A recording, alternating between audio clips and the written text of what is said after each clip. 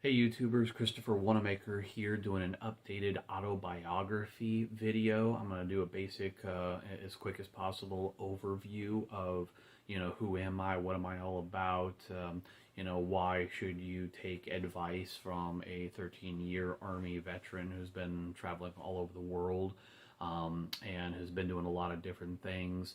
And I do 16 different category, videos on YouTube. And so it's like, who is this guy? What is he all about? Why should we listen to him? Where did he get this knowledge and experience? Why does he have these thoughts, feelings, and opinions? Why should we trust him? Because we know nothing about him. And so that's why I'm doing this video. I'm going to go over a bit of an overview of, who am I? What am I all about? Personal thoughts, feelings, beliefs, some of the big ones, likes, dislikes, and then just a basic overview of my life. Try not to go into too much detail of major events I've been through and everything else. So a little bit about me. I am currently 37 and a half years old. I'm born in Riverside, Southern California. I will be 30 at the end of August. I'm a Virgo, and I'm currently a full-time at-home caregiver for my disabled mother, who has MS and who's had it for over 20 years, and it has been getting a lot worse lately. And I am also a recent WSUV, Washington State University, Vancouver, Go Cougs, college graduate with a bachelor's in business accounting. And I used my Montgomery GI Bill from the Army over a 10 semester, so pretty much about 5 years total in college to get my bachelor's degree, but I was getting paid by the GI Bill to go to school as long as I pass each class with a C, 70% or better.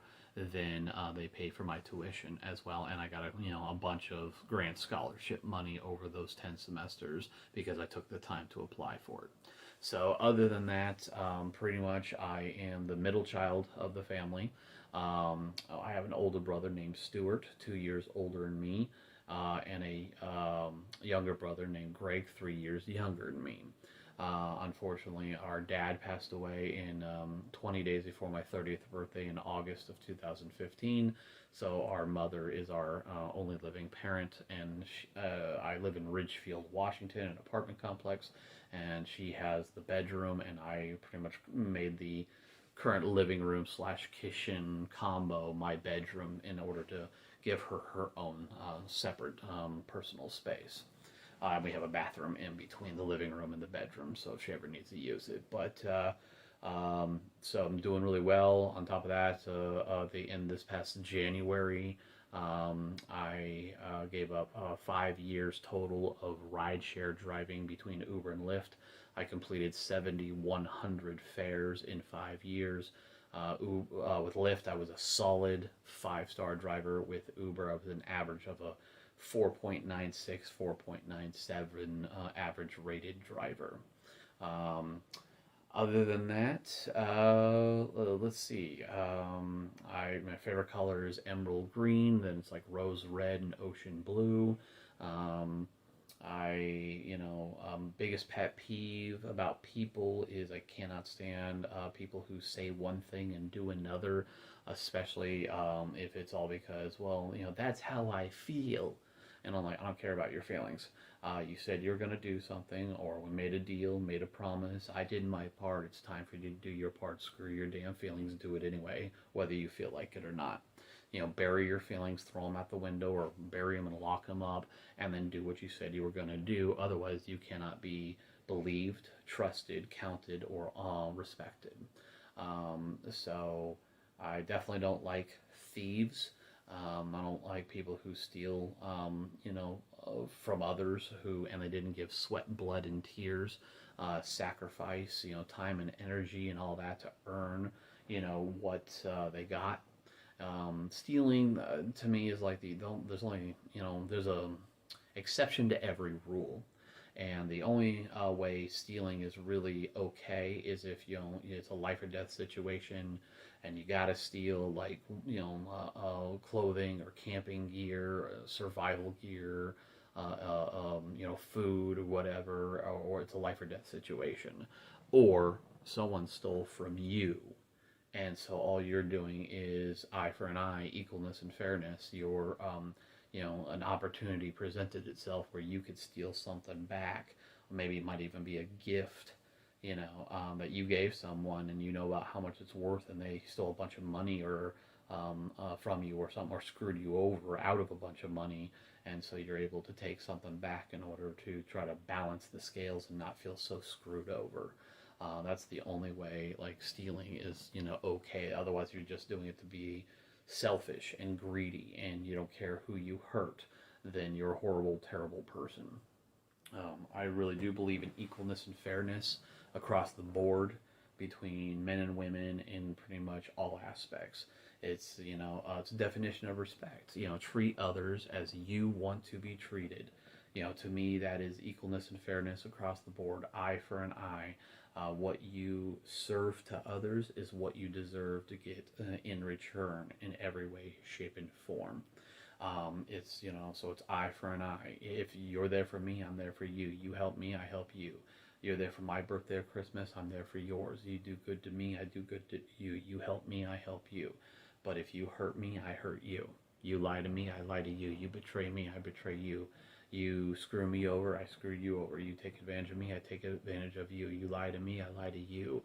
You steal from me, one way or another, I'm going to steal back if I can, if the opportunity presents itself. You should know how it feels to, whatever you give to others is what you're going to receive. Karma, yin yang, balance. You can't have the light without the dark. You can't have the dark without the light. The universe is all about balance, in my opinion. And so, what you give is what you should receive. Positive, negative, big, medium, or small. Does not matter. All of it is equal and fair across the board. So I prefer to help people. I like sharing knowledge and experiences. That's why I have 27 videos covering 16 different categories currently. I might have more later on. And then I try to make updates to share my knowledge and experience for those who want to listen, watch, observe, take notes. But all I can do is show them the doors. They have to open them, listen, watch, write things down, and then implement whatever knowledge I've shared, implement into their lives. I can't do it for them. That's what I try to tell people. So other than that, I love to travel. I love food. I'm definitely a foodie. Unfortunately, I'm type 2 diabetic. Trying to, right now, go on like major diets, lose weight, do whatever. I'm eating healthier, drink a lot more like either green tea, loose leaf tea, water, whatever, in order to help, with the diabetes, and make it where my A1C level, glucose level is not so high, lose weight, and get in some better shape. And now that I'm finishing up with a couple of personal major responsibility things that I was postponing because of school until I was done, which I got done this past mid-December 2022. Today it's currently 3rd March 2023. And I fine-tuned, repaired, did some maintenance on my car. That's all done as of today. And I'm finishing up with a few other little tiny personal things. And once that is said and done, I want to be wanting to travel more. I want to go hiking out in the Pacific Northwest wilderness and waterfalls and hiking trails a lot more.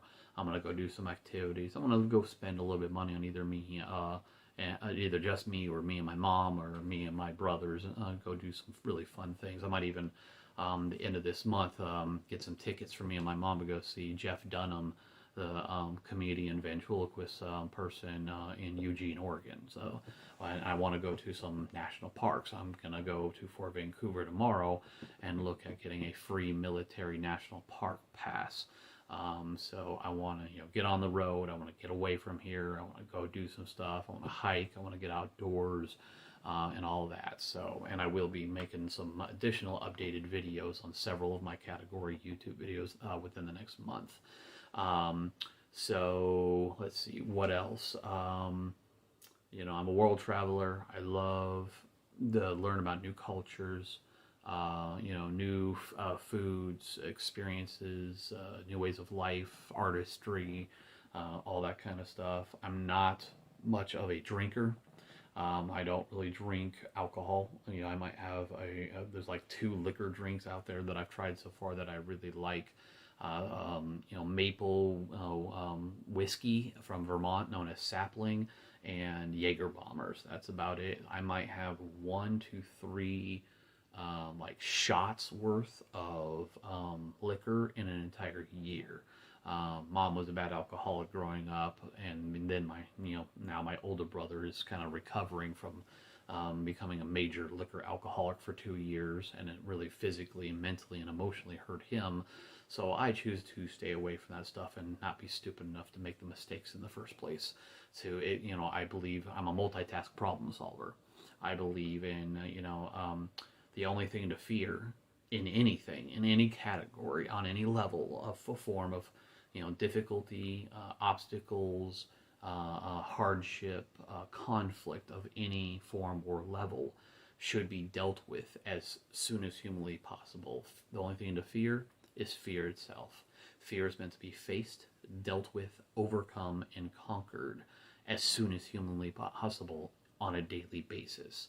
Don't run, don't hide, don't cower in fear, don't, fib stuff, make up stuff. Don't be a yes man or a yes woman telling other people, whatever they want to hear because you want to avoid conflict and don't want to tell them the factual, no filter bullshit truth of what you're really thinking and feeling about a certain topic, subject, or whatever.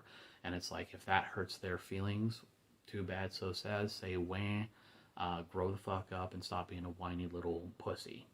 I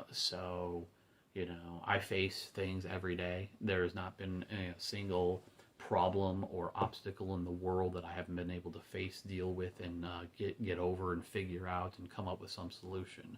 I believe every issue or problem or difficult situation has a solution, one or several, and every question has an answer. Now, that doesn't mean that the solution or the answer, you may not like what it is, because it might be difficult, it might be stressful, it might be scary, it might be concerning. There might be these different what if this, what if that possibilities. You still should not be afraid of it. You still should not only do it, but state it as well. And if it hurts other people's feelings, well, too bad, so sad for them. That just means that's their problem. It's in here for them. It's their problem. It's their issue. They need to figure it out. That's not your damn job. So when it comes to all that kind of stuff, so I definitely have some, deep beliefs on different things. Not much of a religious person. I have faith in religion. I believe in God. I pray to God every now and then, but I don't follow any of the over 3,400 different religions on the planet.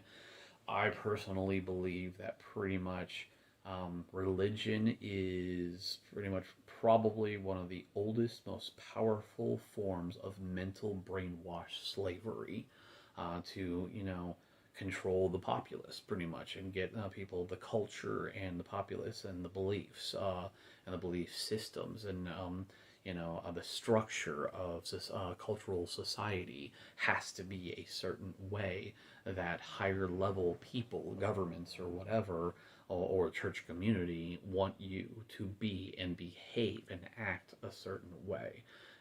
So they want you to be a part of the big cultural society, collective, almost like the Borg. And resistance is futile when it comes to religion. But I have resisted my entire life. So I believe in God. I believe in praying to God. I believe, there is a God. I believe in doing, treating mankind and other living beings and creatures and bugs and plant life, taking care of your environment. Anytime I go out in Ridgefield, Washington to my local neighborhood and I go for a walk and stuff, I pick up garbage. I pick up litter on the side of the roads in order to, bring it back home, and whether it's normal garbage or it's recycle. Sometimes I'll even bring like a grocery bag or a garbage bag with me, put it in my coat pocket. And if I start seeing a lot of garbage, like I did just the other night, I had my entire hands full, like with garbage, being hauled to my stomach, chest area to be able to carry all of it and get it back home and pick up the litter off the side of the road that I see as I go for like 60, 90-minute walks, and get some good walking, burning calorie exercise, and just clear my head too. I'm not much of a video gamer. I probably, when I was younger, I played a lot of video games. Of course, because mainly we moved to really small, super isolated towns with like nothing to do. Vader, Washington, Toledo, Washington had a little bit more to do, but in a larger area to do more things, to be a kid. But and then as I got older, though, travel the world, get a license, get a car, take care of all that stuff, then I was able to go out and do almost anything I want, make my own money and all that kind of stuff. I'm very adamant and very good. I'm very patient, very disciplined, and very good with finances. This past July of 2022, my Experian credit score actually jumped all the way up to 838 out of 850. So I was 12 points away from a perfect credit score. But by paying off my car 31 months ahead of time early and getting the title to my car, I kind of hurt myself because I didn't realize you need at all times two good forms of revolving credit. That is also a long period of time. So by only having one credit card and paying off my auto loan 31 months ahead of time, it actually hurt my credit score, dropped from 838 to 816. And then, in order to get another form of revolving credit, I asked for a second number two, level 3 credit card from my bank. So then they pulled my credit, then it dropped to like 770, and right now it's back up to like 790. So doing okay, but but now it's getting several months into using that credit card. I try to keep it under the max credit limit, whatever that is. Multiply that by 30% and try to spend 30% or less. 15 to 30% each month of the credit card, pay off the total balance. And after about a year with both credit cards, then my credit score should definitely start slowly getting up. The credit calculator said I should probably be right about 815, 816 after having my second credit card for a whole year, as long as I don't go over and do overindulge and overspend, and pass that 30% mark unless it's an emergency situation. So I'm very good with finances. I'm doing overall really well financially currently, even though all I'm doing for right now for the next several months of being an at-home caregiver, nothing else. Taking it a little easy, taking some time for myself, because my last 2 semesters in college, my 9th and 10th semester at WSUV, really burnt me out with other family problems and stuff that was going on. So I'm taking a little time for myself, and then trying to figure out, what I want to do for a secondary job a little later on, probably this summer. Let's see. So basic stuff about me. It's going like a timeline format kind of stuff. Older brother was born in Hills Air Force Base, Utah. Younger brother was born in Lansville, Pennsylvania. Older brother's 2 years older than me. Younger brother's 3 years younger. Older brother Stuart has, pretty much like work-wise, started at like 13, 14 lawn mowing, then moved into grocery stores, a couple different grocery stores, a lot of different positions there, then different hotels like Red Lion, Motel 6, many different positions, especially like manager positions.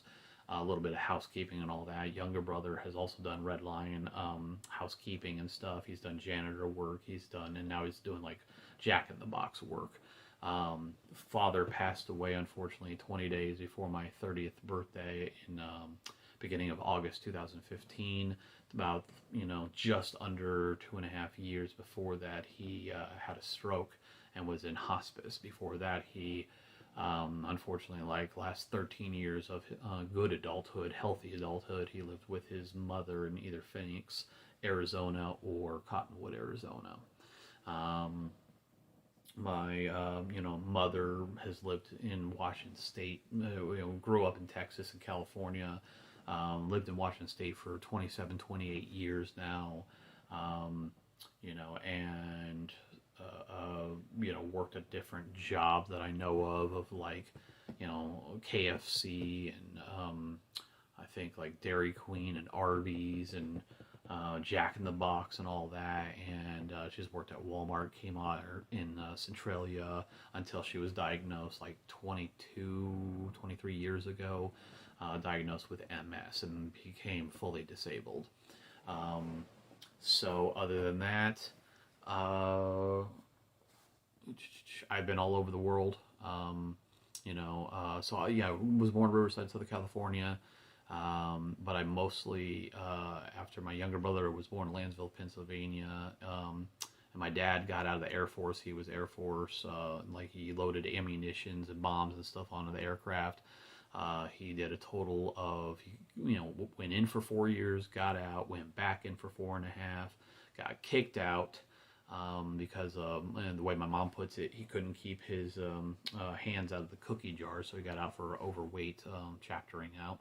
Honorable discharge. He was a E5 staff sergeant for the Air Force. But he also didn't like being an NCO. He didn't like being in charge of others. My dad was a really good dad. Overall good parent, good human being. He had a good heart and soul. But the fact of the matter was he was a big kid, trapped in a man's body. Good parent, good-hearted human being, but just not very mature, not very wise, didn't really like pushing himself, no real, prospect of pushing himself and motivating himself and making something of himself and leaving, a good mark on the world, doing something big and major. He never even deployed to any hostile territories, or anything. So, but he was a good guy. He kind of like had a very like Robin Williams kind of personality dynamic, like how Robin Williams when he would acted more normal and like Mrs. Doubtfire when he was a dad, or when he was the doctor person, What Dreams May Come. He was that kind of a person, but he would give the shirt off his back. He would love to help people, assist. He had proper, manners and everything. He was a very good, kind soul, and my whole family misses him very much. But other than that, let's see. So born in Riverside, Southern California. Grew up most of my young life, starting out from the beginning. From my youngest memories was Vader, Washington. I even, I started kindergarten there. I did second grade twice. And then my mom and dad got a divorce when I was young, a couple years old. And then my mom started dating a new guy named Steve Stover from the next town over on the very opposite. Vader's like west side of the I-5. Toledo, Washington is the east side.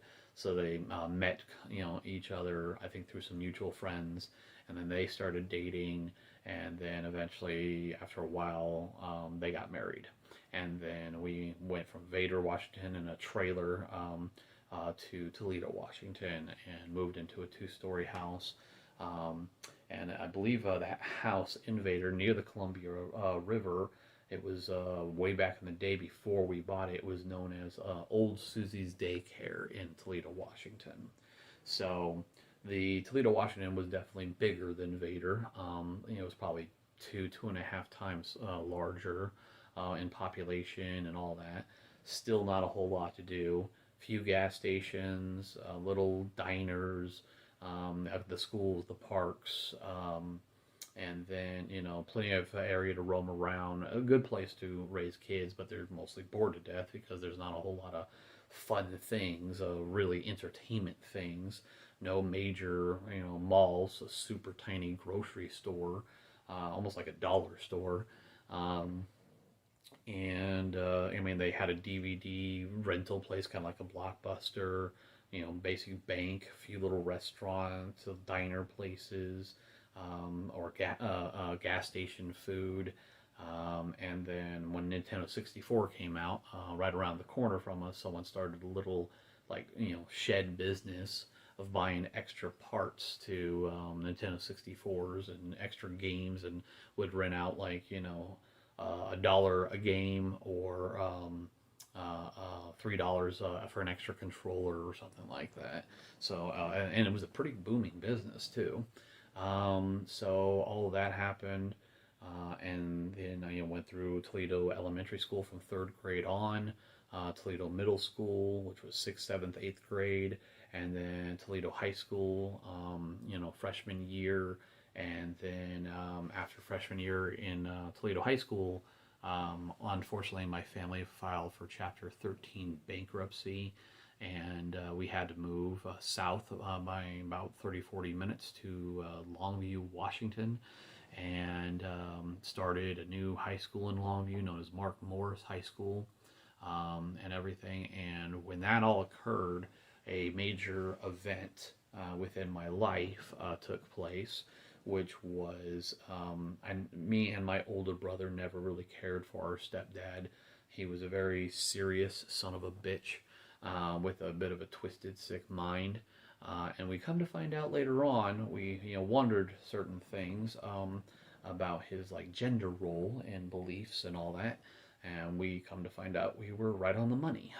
So we begged our mom not to marry him, and she did it anyway, because unfortunately, when it comes to both, I would say, most of my other family members, maybe not so much my younger brother, but definitely my mom and my older brother, they both have this idiotic mentality that a lot of other Americans have, that, to be a real man or woman, to be happy in this world, you have to be in a relationship. You have to have a significant other. You have to get married, and that makes you a real man or woman, adult person, or whatever.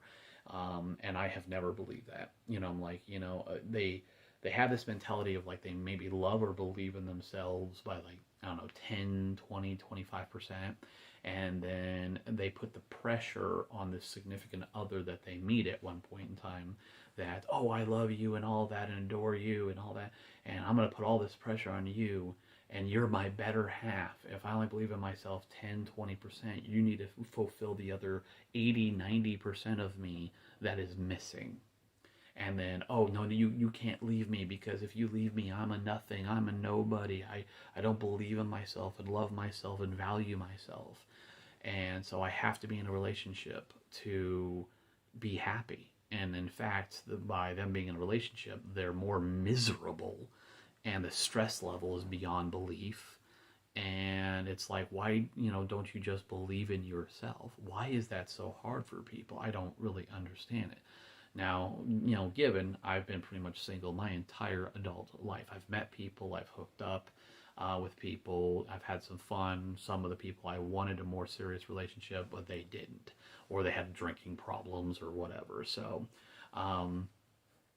personally, I believe that, you should, before you find a good significant, I'm not saying don't date and hook up and have some fun and, and get some of that experience, but, I don't think anybody should be in a relationship until they're at least 30 years old, and they shouldn't be having kids until that age too, because from like 18 to 30, you really don't know who you are. You don't know what you like, what you don't like, what your religious beliefs are, your political beliefs.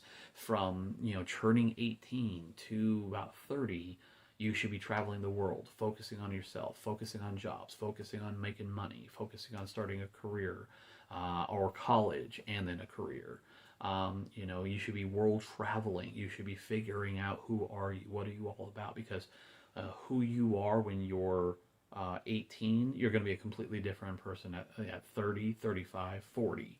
Most people, I think most of the like divorce rates are people who are between 18 and 30. You're young, you're in love, you're naive, you're immature, you're stupid, you don't have the experience and the knowledge and of what the do's and the don'ts and all that. I'm 37 and a half right now, and I know freaking 1,000 times more things now than I knew when I was 18. So it's like, you should be more focused on yourself and traveling the world and learning about the world and culture. And I believe travel and culture is very important for your development, maturity, intelligence, wisdom. Not just stay in your hometown, for all of eternity and go to a few towns over, just the next state over. No, you need to be hitting all four corners of the United States, go into Canada, Mexico, go over to New Zealand, Australia, Germany, England. You need to experience many different cultures, not just American culture, and it will, broaden your mind horizon. You'll be more evolved than most people. You will be able to think and solve problems. You'll be able to look at things from different angles, turning negatives into positives, on a flip of a dime kind of thing. You'll be able to solve bigger problems. You won't be so scared and worried and concerned and thinking about what if this, what if that, what if this, what if that. Who cares? Just face it, deal with it, and solve it. So yeah, I went through an event with my stepdad of pretty much while I was a sophomore in high school at Mark Morris High School. My ex-stepfather bullied and abused me and my brothers, and a little bit, my mom as well. But he was this, I'm this scrawny little like 15-year-old, and I'm like a stick twig and have like no weight on me. I don't even know if I was 5 foot at that time. And he's over like 6'4", 300-ish pounds, 350 pounds. He could grab me. He had huge hands. He could one-handed wrap his entire hand around my neck and pick me up off the ground and probably, break me like a twig if he wanted to. And so for the longest time, I was afraid of him. He had this like mentality of, if you're under the age of 18 and you're not an adult, you have no right to joke around, kid around, and be a goofball with someone who's 18 or over. And then he, carved out, he was a hard worker, good provider, being a truck driver from Wallace Sand and Gravel out on the outskirts of Toledo, Washington. He was a good handyman, mechanic stuff, construction, all that kind of stuff. And he was one of the old school, loves to go hunting and fishing kind of a person. So, he had those good qualities, but otherwise he wasn't an overall good person. And he would make his own like wooden paddles, carved out, a handmade wooden paddle, some with holes in them. Have us, take down our drawers to our ankles, bend over, and hit us several times on the ass. Bruising our butts where we couldn't sit down for a week. All this other kind of stuff. So, and he's done he's pretty much abused me and my brothers during the entire 11 years that he was married to my mom in every way, shape, and form you can think of. Even some sick personal ways. So after 11 years of putting up with it, I did something about it where he assaulted me, put his hands on me, picked me up off the ground, hand around my neck, grabbing my full-blown hair I had and banging my head against the back wall because I was out and about with my mom being an annoying little, hyperactive butthead. And I guess I drove her to having a severe MS attack when she grabbed KFC from bucket of chicken and stuff and took her plate to the living room. And then I guess she had a panic attack, kind of MS attack, panic attack, and I didn't know it. And so that's when she walked out, and then he assaulted me. And I was like, you son of a bitch. And I'm like, my hatred at one point in time finally outweighed my fear level. And I'm like, one way or another, I'm getting rid of you, even if that means murder. But then, I'm a multitask problem solver. So I'm thinking, what can I do in order to get rid of him out of our family, break this family up? That's a horrific relationship dynamic between my mom and him, but not just go to jail for it, And so finally I talked to my brothers about it, and me and my younger brother, we all agreed and all that. And I went to a high school counselor at Mark Morris who actually knew from when she was in training at Toledo Middle School, and named Michelle Opgran. And so I talked to her and told her everything I can remember from 11 years of abuse, and wasn't afraid anymore. And then went to a sheriff's department, and then CPS pulled me and my younger brother out of school. Older brother was already 18 at the time. And then went to, you know, went to our house, and they called my mom, told her to meet them there, and then explain the allegations and everything. And we grabbed like a backpack and personal clothes and everything, and we went to into foster care. First with a family of four, mom, dad, and then two sons. And the mother was a computer science teacher from R.E. Long, and then her husband was a church pastor. And so they took us in, and we were there for 3 weeks, and I absolutely loved it. It was an amazing experience. They were educated, very mature, wise, experienced. Even though I was 15, they treated me like I was 21.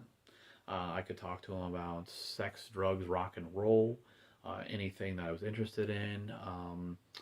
They woke up every morning early, about an hour before their kids, before school started and stuff, in order to make them homemade breakfast, unless, of course, they weren't feeling well. Then it was like cold cereal and stuff. And then after 3 whole weeks, CPS was looking at mine and my younger brother's claims and cases and all that. And because my younger brother, my stepdad didn't do such severe things to my younger brother, as long as my mom was not under the same roof, then my younger brother could go back under her roof, wherever she was located. And she was trying to find a place. She was couch surfing, I guess, but doing all the training things that CPS required. And then, I went into they moved me to a second foster home. Second foster home was still a good home. It was, but it was just a female adult, and she was having a little bit of health concerns from a car accident a couple months before, and pretty much she was the very definition of crazy old cat lady. Had no cable television, no internet, no computer. She pretty much lived off sandwiches and microwave burritos. Didn't really cook. And had dogs and cats, and brought all of them in her car everywhere she went. And she had like 5 or 6 DVDs that she would watch 2 to 3 times a week, kind of like Terminator 2 and Man in the Iron Mask. So I'll tell you what, knowing that smartphones didn't exist yet, no cell phone, no internet, no cable. And all that. So I went from a C plus average student in high school to a B plus average student because I was so bored. It was either I wanted to cook, I wanted to clean, I had to watch the same DVDs over and over again that she watched, or I was pretty much doing homework and then reviewing my homework and double checking my homework, or I was asking my teachers for more homework, distant homework, if I wanted to, like the current assignment and the next future assignment. And I went from a C average student to a B plus average student because I was so bored out of my mind. So, and that lasted about 8 or 9 months in that foster home. So altogether, for between 9 to 10 months, I was in 2 different foster homes. And then my mom fully divorced my stepfather. And then she got into a place on the like Columbia River or something, and in between Kelso Longview, on the Longview side, country run apartments is for abused, parents who have kids and all that, under like HUD and all that, assisted living, affordable apartment housing kind of stuff, cheap places for single parents, who need assistance, and all that kind of stuff. So we all moved in with her under that. And then at one point in time, I believe it was in my junior year in high school, I checked out, even though it's still Longview School District, I wanted, no, when we moved to Country Run Apartments, that was considered Kelso School District. And so I went to Kelso. And then later on, down like a year later, we moved to the far end of Longview, down off Ocean Beach near Walmart. And I believe it was the Mint Place Apartments. And when we moved into there, it was going to be a Longview, go back to Mark Morris school district, but I didn't want to because I liked Kelso. So I pretty much, timed myself the stopwatch on my wristwatch, and had a bicycle and everything, and took the Cubs bus and figured out the routes and the days and times, and all that kind of stuff, and time myself if I need to walk, jog, bike ride, or take the city bus. What buses do I take at what times? What time do I need to get on these buses and wake up early and all that kind of stuff? I almost like reverse engineered the whole scheduling, and I pretty much most of the time rode my bike mainly to school, about 6 miles from the far end of the western end of Longview all the way to Kelso. About 6 miles to school, 6 miles back.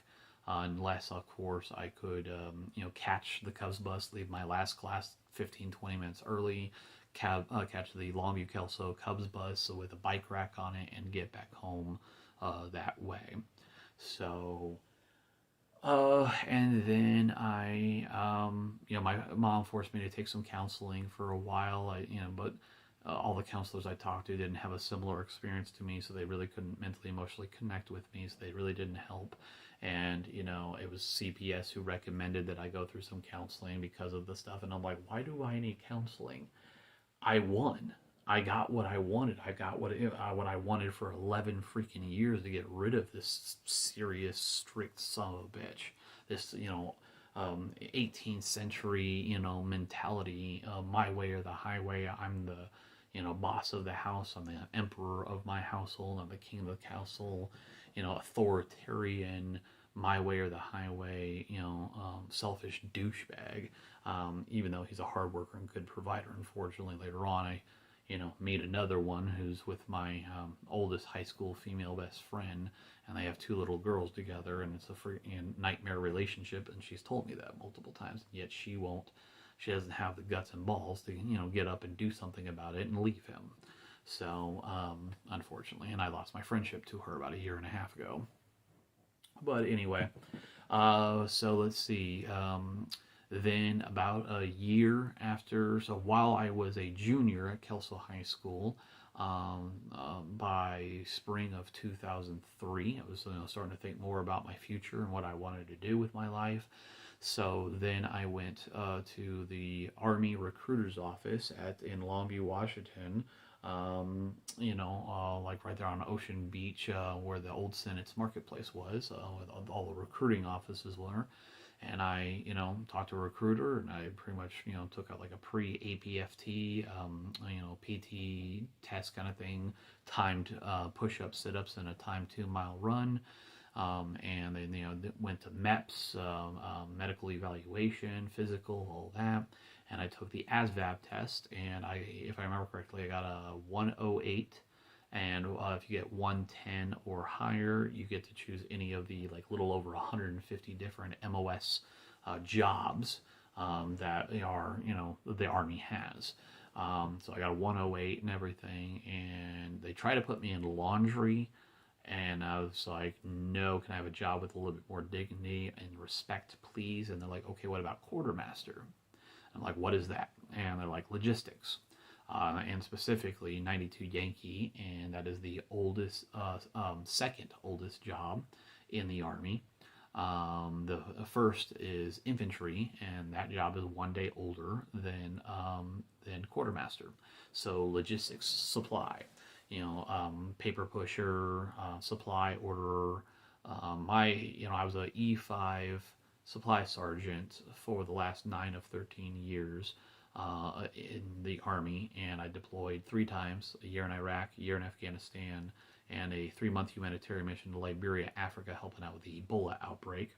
And depending on the type of unit, size of unit, the type of equipment, and all that, my average responsibility as a supply sergeant for the last 9 of 13 and a quarter years in the Army, I took care of between 80 to 200 soldiers at any given time, took care of $5 to $500 million worth of government equipment at any given time, and pretty much ran my own very small office max, ordering basic office supplies like printer toner, printer paper, pens, pencils, highlighters, scissors, just all the basic office supplies, everything you would see at like an Office Max. I ordered that kind of stuff, including dealing with uniforms. And sometimes even ran an arms room with all of our weapons and firearms and night vision goggles and all that kind of stuff. Sometimes I, ran all that. I had to do, transfers of equipment, churn-ins of equipment, receiving new equipment from the government, issuing it to different platoons, ordering, turning in broken parts, broken tools and stuff, and reorder new ones and hand them out to fill those shortages. I did all this stuff. So every unit that I was a supply sergeant for, you give me about, usually the CSDP, Command Supply Discipline Program, like efficiency inspection. You're supposed to have an 80% in the inspection or better to be able to deploy. Every unit I got to was between 3 to 5%, and then give me 24 to 30 months within that unit, and I improved their efficiency by 95 to 100%. So for every unit, when I got to Fort Lewis and became their supply sergeant, they were at 5% field artillery battery. And 30 months within that unit, 12 months in Baghdad, Iraq. I took them from a 5% to a 95%. When I was Wheeler Army Airfield, Oahu, Hawaii, part of an aviation maintenance unit working on Black Hawk helicopters, they were at a 3%. And then 24 months later, 12 of those months in Eastern Afghanistan, I got them up to a 100%, the only 100% at that point in time in the entire brigade's 86-year history. I got multiple war medals for that. And then when I was at Fort Carson, Colorado, Horizontal Engineering Unit, we went to Liberia, Africa, supposed to be for 9 months, got cut short shortly after we got there. Half of us were there for 3 months, the other half were there for 6 months. And they were at a 24% when I took over. 15 months later, they were at 99%. And then the last year I was in, before they released me with an honorable discharge, I worked with the 4th Engineer Battalion PBO, Property Book Officer. It's kind of like an equipment accountant, and it was a higher level logistics. And I worked in that department, got used to the new stuff, and I improved his logistical efficiency within his department for the PBO, Property Book Officer, by 25% for the whole year that I worked with him. So I pretty much, had a lot of responsibility. I knew my job inside and out very well. I know some other quartermasters, no matter, even if they got higher in rank than me over time, they're like, you were a true quartermaster to your core. You were all about problem solving, making things better, finding better ways to do it, and you wanted to solve every problem issue until your entire unit's logistical efficiency was a well-oiled 100% machine. And you loved helping and teaching other people, educating other supply clerks on how to do it better. You were a true quartermaster and instructor. A lot of other supply people told me that. One of my college professors actually called me, it's I guess a new millennial term or whatever, Gen Z term. It's on TED Talk of you are a true multi-potentialite. And what that pretty much is someone who can dabble in a lot of different areas. And if you really take interest and put enough time and energy into it, you become a subject matter expert within all these different fields that you dabble in. I've had a college professor actually say that to me. That was pretty cool. So, but anyway, I joined the Army in spring of 2003. Actually about a week before my junior year in high school got out, I had to do all my tests and exams and projects and everything a week before everybody else to make my Fort Jackson, South Carolina basic training date. I go there, and then pretty much I graduate on my 18th birthday. I come home from basic training. I was what you would call split op soldier. So because I wasn't done with high school yet, so I join at 17, graduate basic training, go back and do my senior year in high school, work 1 weekend a month, at a nearby Army Reserve base, which was Fort Vancouver, Washington, near the Columbia River. And so I did that each weekend, each month until high school was over with. I graduated June of 2004 from Kelso High School with a high school diploma. And then I, 3 weeks later, went to Fort Lee, Virginia for AIT training, Advanced Individual Training, where you learn your MOS that you signed up for, 92 Yankee Quartermaster Supply. So I finish up my actual training. It's pretty much like basic training mixed with a classroom. And so did my that, and I graduated from AIT, Fort Lee, Virginia, 1 week after my 19th birthday. Came home back to Kelso Longview, and I started, I took a little time for myself, like a month or something, and then I went through a temp agency there in like Kelso, got in a van, went to different places to start making money and everything. I did the Astoria, Oregon fish factory several times, and after they were watching me, I guess, and they actually offered me a full-time job. They're like, dude, you're like a human Terminator. You're so focused and move and with serious efficiency. You're like 3 to 4 people in one. They were seriously impressed. So, but then unfortunately, I didn't have a car or a license. Then I didn't get my license until I was 22, and my first car, a black 2009 Hyundai Sonata, fresh from the car lot, brand new from Tacoma, Washington, when I was at Fort Lewis.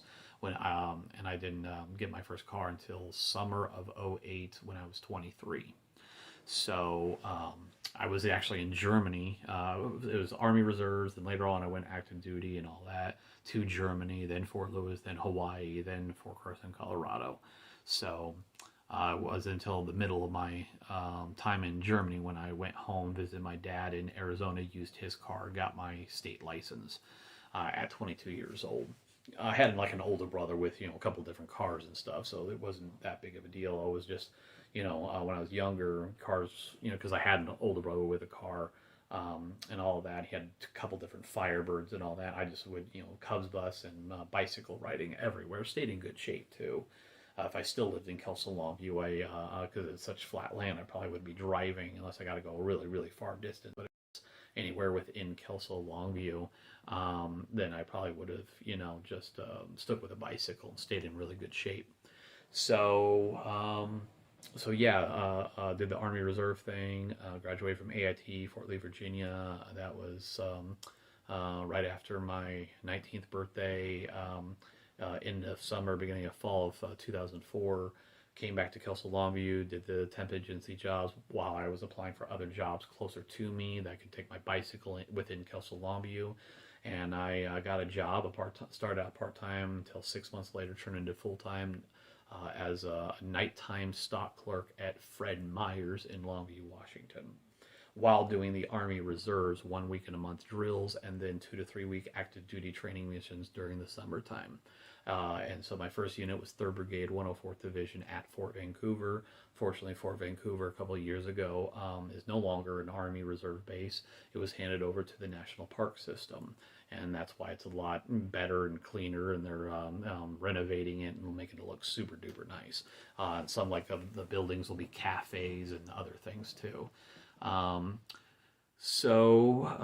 Then I did the pretty much nighttime stock clerk at Fred Meyer's and Army Reserve for the next year and a half until pretty much had a situation. My very first apartment after a couple months of working at Fred Meyer's, saved up some money, and I moved in with my older brother. Big mistake. At the Fairway Apartments.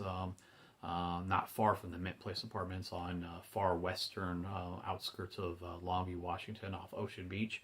And I pretty much moved in with him. And unfortunately, he hated being the older brother. He hated being having all the responsibility, watching us younger brothers when our mom or dad had to go work, or wanted to go out to the bar or whatever, and relax and chill and all that. And they put a lot of responsibility on him. So once he fully officially broke free and got out on his own and had his own apartment and everything, he's like, I'm free. I'm an adult. I can do whatever the hell I want.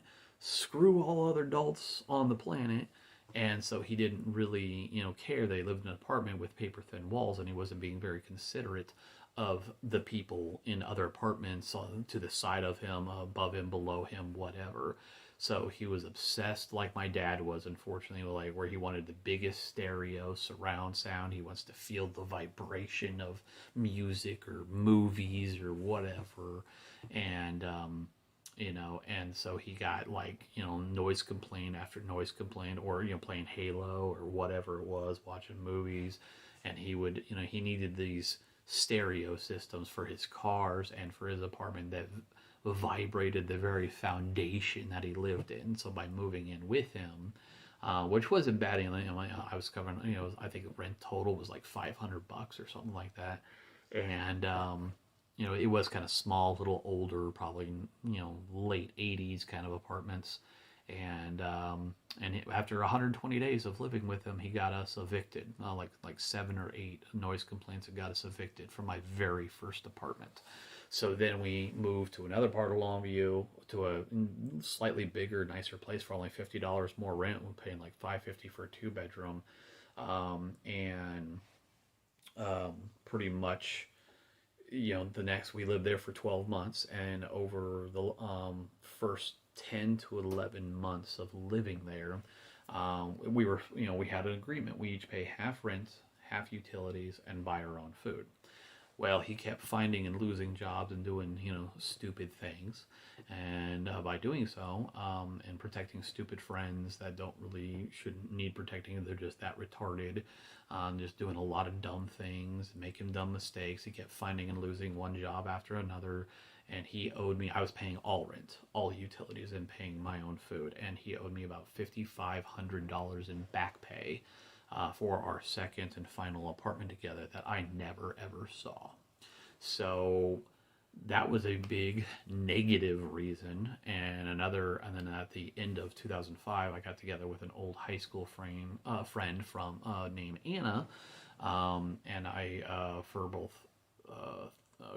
Thanksgiving and Christmas, November, December of 2005, I entered these dessert contests from my Army Reserve unit and Fred Meyer's, and won these like 20-ish pound solid frozen turkey in a basket with all the trimmings.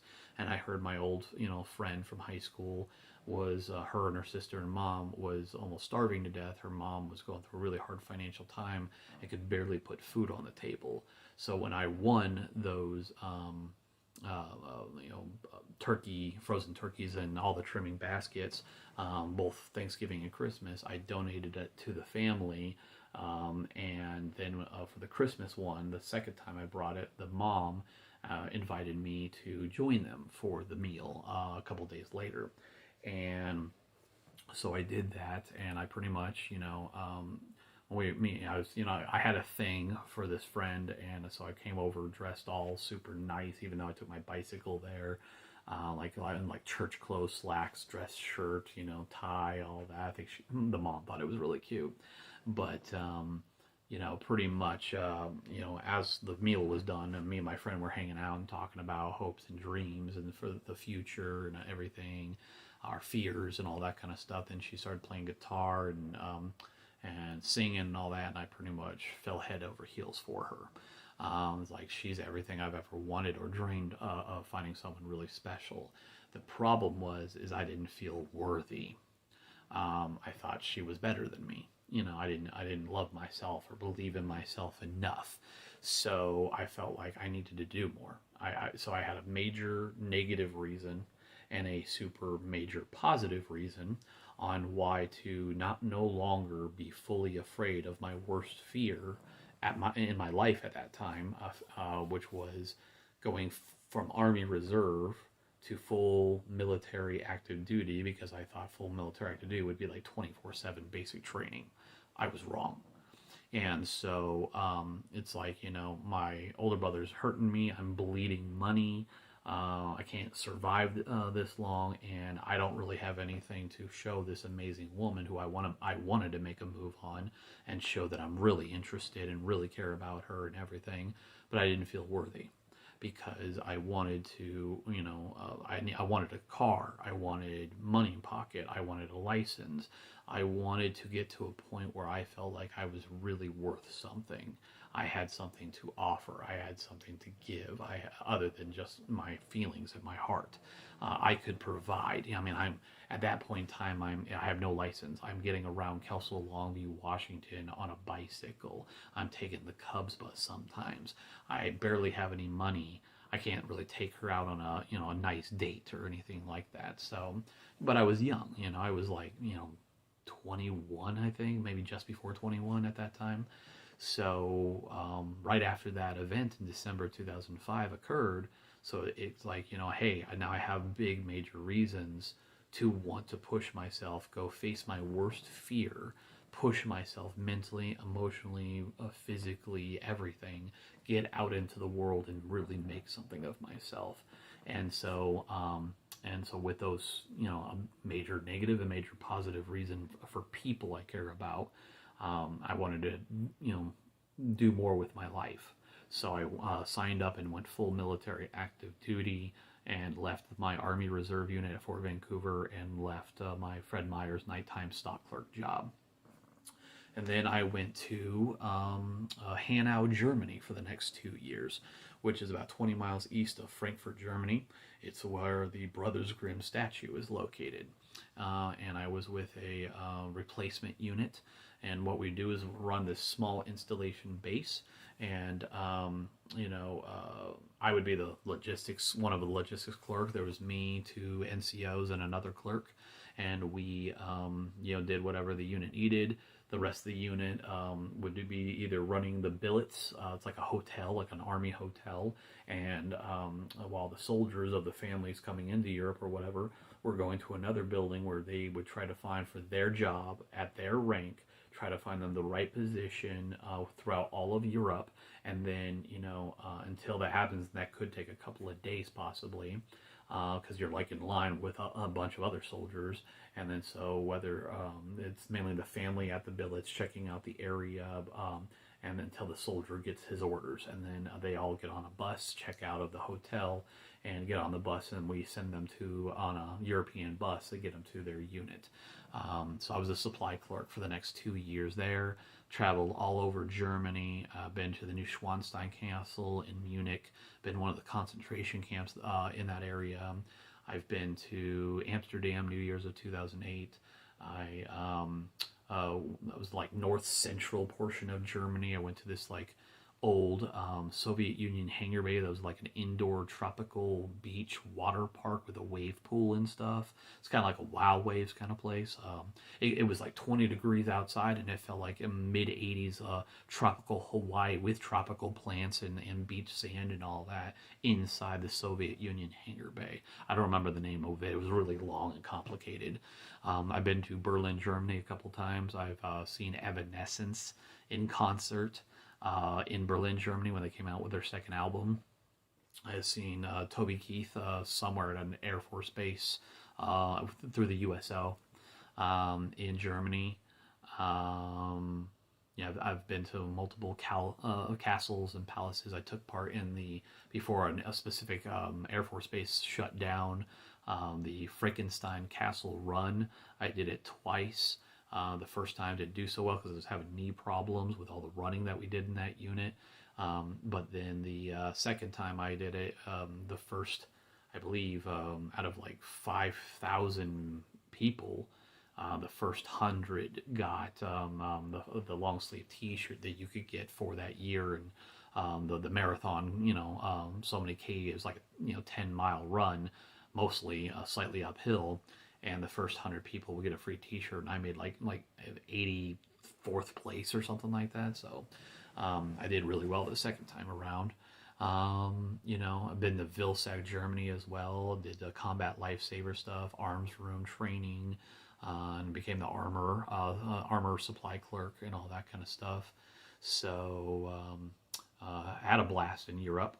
And then after 2 whole years, by February of '08, I left Germany and was heading to Fort Lewis, Washington. Before getting to Fort Lewis, Washington, I was pre-selected and rerouted to Fort Campbell, Kentucky, where I went through 3 of the 5 weeks of 160th SOAR, which stands for Special Operations Aviation Regiment, pretty much Green Beret Special Forces training. And I went through 3 weeks of the 5 weeks and then got dropped. And then when I asked them why specifically, because they look for a very specific type of crazy, only like 10 to maybe 15% of every class that goes through it passes.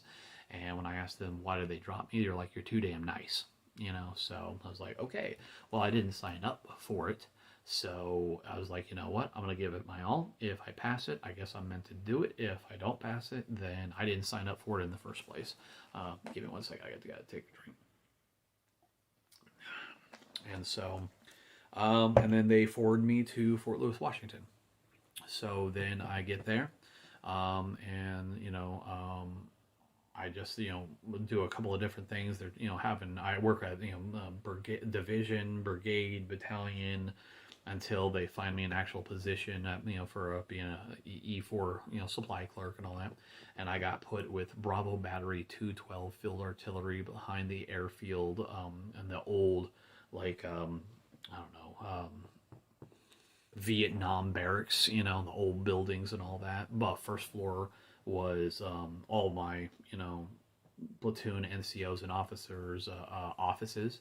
My chain of command, higher up chain of command offices. The basement was my supply basement, and then second floor to fourth floor was all military barracks rooms, and including the second floor was my NCO barracks building, which means I had my own bathroom in it, and not a lot of the rooms did. A lot of them had the communal male-female latrine bathrooms in the center of the building that you had to, grab your stuff and go down the hall and go to the, joint male-female community bathrooms, public bathrooms.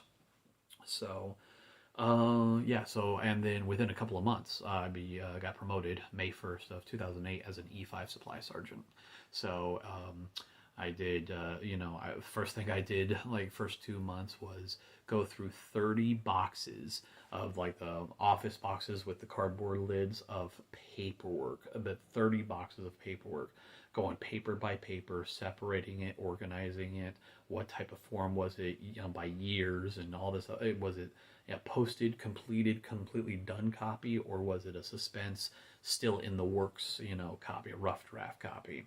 And I tried to separate everything because it looked like someone was attacking them. They grabbed all the files out of the filing cabinet and just threw it in the box and then taped it all up. It was not organized at all. So I needed to create my filing cabinet first of a very organized files. And what I discovered is, for some stupid ass reason, the supply people were not only keeping files for way longer than they needed, because they have labels on them, and they keep these kind of files for 2 years, 3 years, 5 years, 7 years. Now, kind of like, when you have taxes, you keep all your tax paperwork for 7 years, and then if it's past 7 years, you can, toss it and shred it. Well, they weren't doing that. They were keeping things for 10, 12 years on everything. And then if they had the posted copy, they also had the suspense rough draft copy. And if you have this, it's the exact same thing. Why are you keeping 2 of everything? Only keep the final posted copy. Unless you don't have a posted copy, then you keep the suspense. It's still in the works copy. So they pretty much doubled to tripled their files that they needed. I went from nearly 3 filing cabinets worth to 1, and then that was the first thing. And then the very next thing, after getting my actual logistical supply software system up and running, then the very next thing I did is talk to the higher up, battalion or brigade, and get a PBO to do a CPS, Command Supply Discipline Program, logistical inspection, to figure out, for our type of unit, for our mission, for our type of equipment, what is it that my department needs to have that makes this whole um, field artillery battery 100% efficient. So what is it I have and what is it I don't have? It's like 100 question list, and they'll go through things that, okay, these questions don't pertain to you for your type of unit and mission and equipment. So you might have 80 questions, but you have to have certain memos and things on file, and get updated versions every year, and get your supply system set up, and then be filling, ordering supplies, creating a supply list, submitting it to the SSA. It's almost like an email request, system kind of thing. And then you start getting in your own supplies and receiving them of what you got. If you order 10 of boxes of pencils and you received 5, use the document number, receive it in the system, and show, hey, you got 5. You're still waiting on 5 more. So all this stuff. And when they did a logistical efficiency, I was shocked because they had just got back from a deployment to Iraq. And you have to have 80% or better logistical efficiency. I knew that from training. They had a 5%. So, I'm, busted my butt. I gave up a lot of personal time, especially knowing that I lived on the second floor of the same building where I work. So a lot of times when work was done, either when everybody else was going home 4 or 5 p.m., higher ups would stay until maybe 6, 7, 8, and then everybody would leave. I would still be working until midnight, 2 in the morning, or sometimes on my weekends. I mean, most of the weekends we get off, I would be, either, at that time they didn't have such high restrictions on the computer systems where you had to use a government computer. If you knew the software and the passwords and all that, I could go, work on the same supply logistical system from my own personal laptop. And the system was known as PBUS. And so I would work, from my room if I could, unless I had to go down in the basement, clean and organize, put things away, go through files, find things, discover things, research things, and all that. So all that happened, and after so long, about the next year and a half, still at Fort Lewis, being a field artillery supply sergeant, and then we deployed to Baghdad, Iraq for 12 whole months. And yes, I was shot at with rockets and mortars probably good freaking 40-ish times. So I have seen action. The 30th day I was there, I go to pick up my chaplain and chaplain assistant, looking like a pastor, and his assistant, and I get them their what we call chews, their little shack room keys and linen, the pillows and blankets, and all that kind of stuff, taking them to their shacks. That'll be home sweet home for the next year. And as we were just picking up their linen and leaving to their shacks, we were shot at with an RPG that flew about 3 feet in front of my Humvee windshield. So I definitely have seen action. I've gone on, 2-3 dozen patrols as well, because within a couple of months of third or fourth month in Baghdad, Iraq, Camp Liberty, Baghdad, Iraq, at our command post, and it was not far from our logistical hub warehouse, SSA warehouse, where we picked up all of the supplies I would order with deployment funds, which were pretty much unlimited. We got a new mission. Our one mission ended. They were changing up our mission, doing more like patrols instead of field artillery tasks. And so we were being moved about 45 minutes north to a new CP command post known as FOB Justice. And, then I go out there to scout it out and everything. What kind of equipment will we have? What's the CP like with some other higher up chain of command people? And I'm like, there's no supply hub here. How the hell am I going to do my damn job? So after a little while, I was, afraid. I'm brand new to a deployment, but it's like I'm in charge of this unit's logistical hub. I believe that if I fail as a supply person, responsible for this department, people can get seriously injured, fail their mission, or even be captured or killed. I cannot be afraid to speak the hell up. So I brought it up I tried to talk to my, company commander, first sergeant. I brought it up to my XO. He voiced the concerns to my company commander, and then work with your first sergeant XO, and then if I have to talk to the company commander, brief him. I need to come up with good reasons, positives and negatives of why we can't just up and abandon Camp Liberty completely, because that's where our SSA hub and our PBO, property book officer equipment accountant person, was located. So I spoke up and gave a debriefing and all that, PowerPoint slide debriefing, and made really good points. And so they decided that because I had a decent, okay supply clerk, not the most intelligent person, I think a helper monkey would have been more help, but pretty much, so he would go with them to Fob Justice. I would stay at Camp Liberty, and I would run the rear supply hub. And so I was kind of like by myself running Camp Liberty CP command post for my unit for several months, completely by myself. Which also means I had my chew by myself. I had the CP pretty much by myself. I would go get all the supplies. I would get all the food stuff, honey buns and the Rip It energy drinks and Pop Tarts and everything that they need. It's like, hey, send me a supply request and I'll do what I can to get everything filled. And then, or I just, fill up the shipping containers we had outside the CP. And like, you guys come over every time they would do patrols from Fob Justice to Camp Liberty. They would stop and like, hey guys, how are you doing? What do you need? And like, okay, let's go through supplies. Leave me like one of everything, but then anything else you guys, if you need these, let's load it up. And I would give them their food and MREs and snacks and their new uniforms and their office supplies, and they would load up all the gear and take it back to Fob Justice. But the stipulation is that the company commander, because I'm the subject matter expert with inventories and equipment, we have to do cyclic and sensitive items inventories, like especially on weapons and radios and things like that. So we would have to, the beginning of every new month, me and my supply clerk would switch. He would come on patrol, go from Fob Justice to Camp Liberty. I would give him things to do, tasks, and all that. And then I would be the one to go get back on the patrol and take his seat and then get back up to Fob Justice for at least the first couple of days, usually no more than 5 days, at Fob Justice, in order to do 100% inventory of whatever equipment we need to do inventories on. And then if there's anything that my supply clerk kind of messed up or screwed up or needed to be cleaned, organized, or fixed, when I was like, I gone out through everything I can do. Inventories are good. We're good to go. You have copies of everything. I can't think of anything else unless you can. If there's something else you need before I go, let me know. And then otherwise, they would take me back to Camp Liberty and we would switch again. So for right around the first week of each month, I'm at Fob Justice.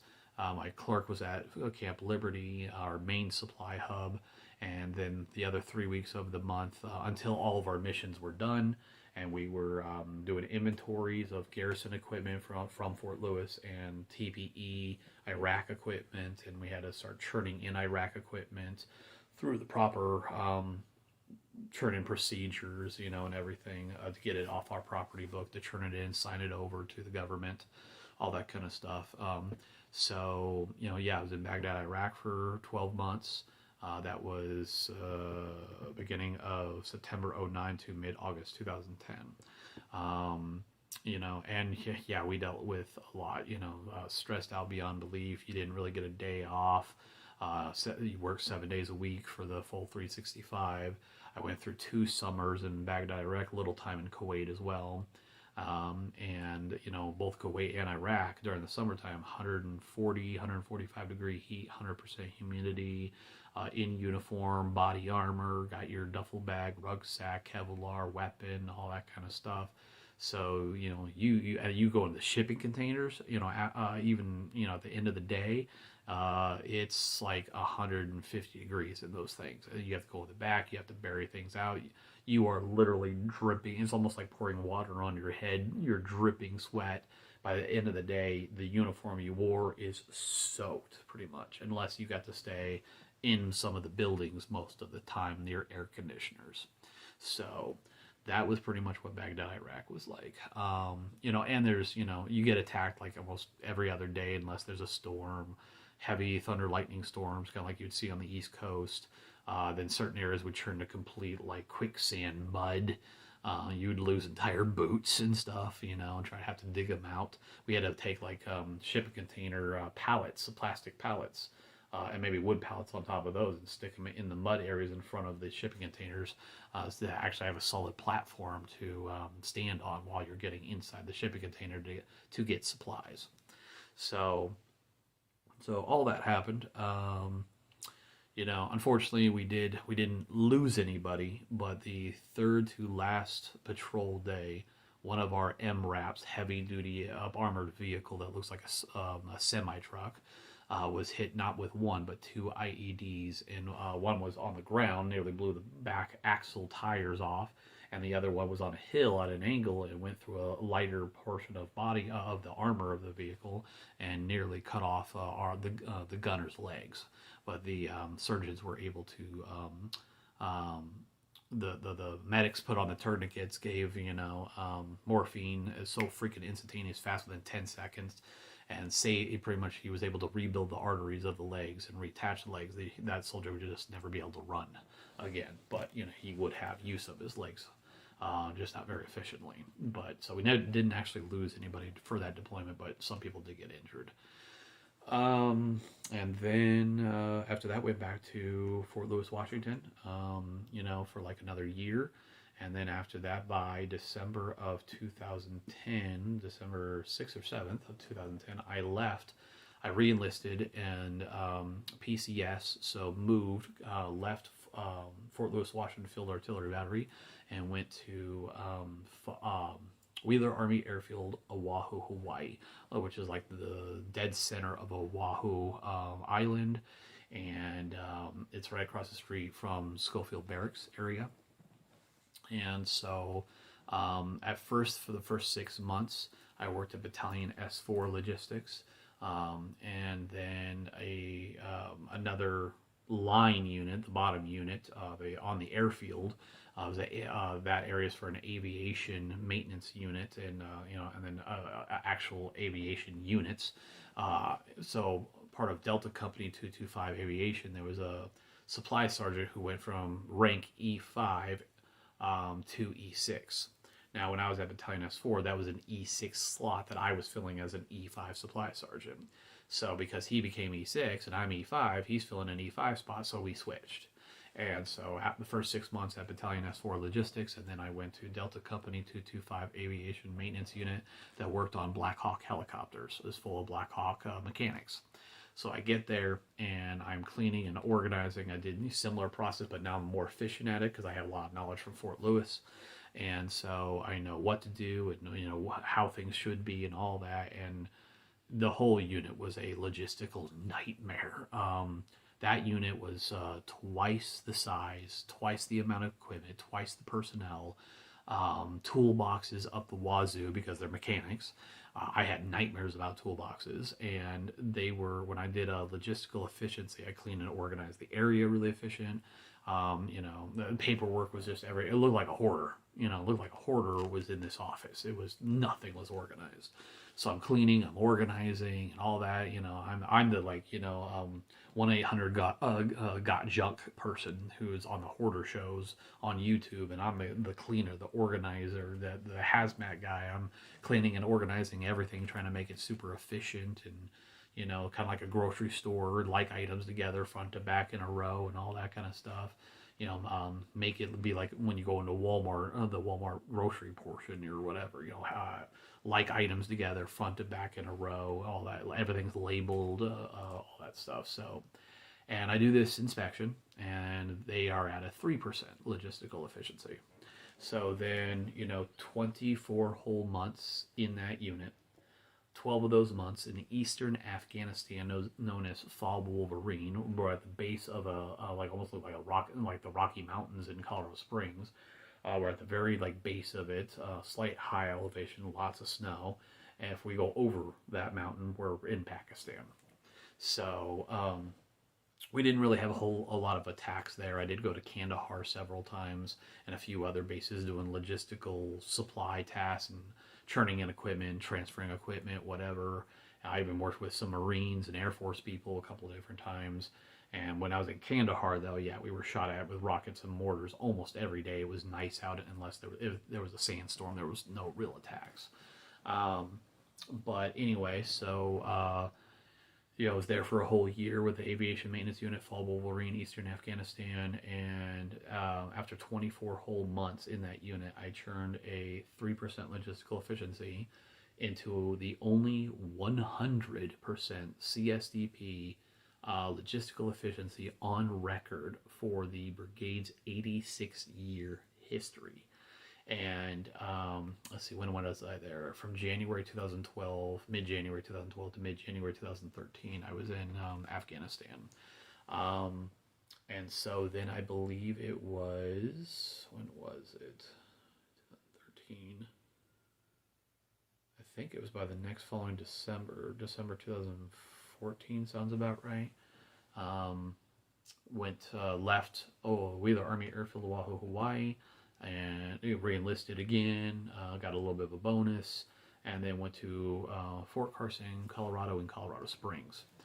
Was at battalion for, I think it was like 4 months, I think, and then took over for a staff sergeant position. I was still E5 for 615th Horizontal Engineering Unit, a part of 52nd Engineer Battalion, on the far end, I think that was the south end of Fort Carson, Colorado. And so I took over and did an inspection and all that, and they had so many problems. They really screwed up on some major inventory equipment stuff, like seriously screwed everything. I had to start from scratch. They were at a 24% when I took over. And then I was with that unit for 15 whole months. And then 3 of those months were in Liberia, Africa deployment. We were supposed to go there to help. My horizontal engineering unit was pretty much, we laid down building foundations and repair roads. That was our basic job. And so went there, and after a month there, the higher up chain of command, we sent way too many engineers here to Liberia, Africa, to help out with the Ebola outbreak. We can't get half of our equipment off the ports because the ports are crap. So for my unit, half of us would be there for about 3 months, which I was, and then the other half was there for about 5.5 to 6 months, and then came back home. So, and then very shortly after we got back, we did the worst change of command inventory, and I had done several. And so I knew what I was doing, but the chain of command made it so complex because they wanted to start change of command inventories when half of our equipment is, just arriving from Africa, while the other half of our equipment is still in Africa with the other half of the unit that's still there. If you can't physically see all the items, you can't do a proper inventory. So they just made it way more complicated than it really needed to be. They did not listen to the subject expert. They just, one of those kind of, chain of command, higher ranking people, I have the higher rank, so it's my way or the highway. I'm always right. So it put some serious stress on me. And then right before the change of command was finished, find out my grandfather passes away. And that's really started my decline of not doing so well in the military anymore, because the last 15 months of my career, I lost 3 family members in 15 months. My grandfather passed. Luckily, I got out of some field training exercises a few months later because they had my grandfather's funeral. And then, so after that, 3 months later, my dad dies, 20 days before my 30th birthday. And then 12 and a half months later, my grandmother dies. 2 days before my 31st birthday. So it took its toll. The last 15 months was pretty hard for me. So shortly after the change of command ceremony was done, a few months later, because I was under such stress and I wasn't motivated and I just couldn't focus as well. I just had too much on my plate. And I was a bit, depressed, and I was putting on a little weight as well. And when I hit 30, that got a lot harder to keep off, especially because I'm a foodie. And so I went. They moved me. One of my supply clerks, I had like 4 or 5 of them at Fort Carson. All the other times it was either by myself or one clerk, and that were usually useless. But I actually had some good clerks at Fort Carson, and one of them went from specialist to corporal. So he took over my supply sergeant position with 615th Horizontal Engineering Unit, and I moved up to Battalion S4 for the last 12 months that I was in the military. And then it took its toll, and pretty much they were finding every reason and excuse to kick soldiers out, to downsize at that time. I served pretty much during George W. Bush and Obama. This is a few months before Trump took over office. And so they sent me to a review board because of my depression and everything. And I had put on a little weight, but I did get it back down.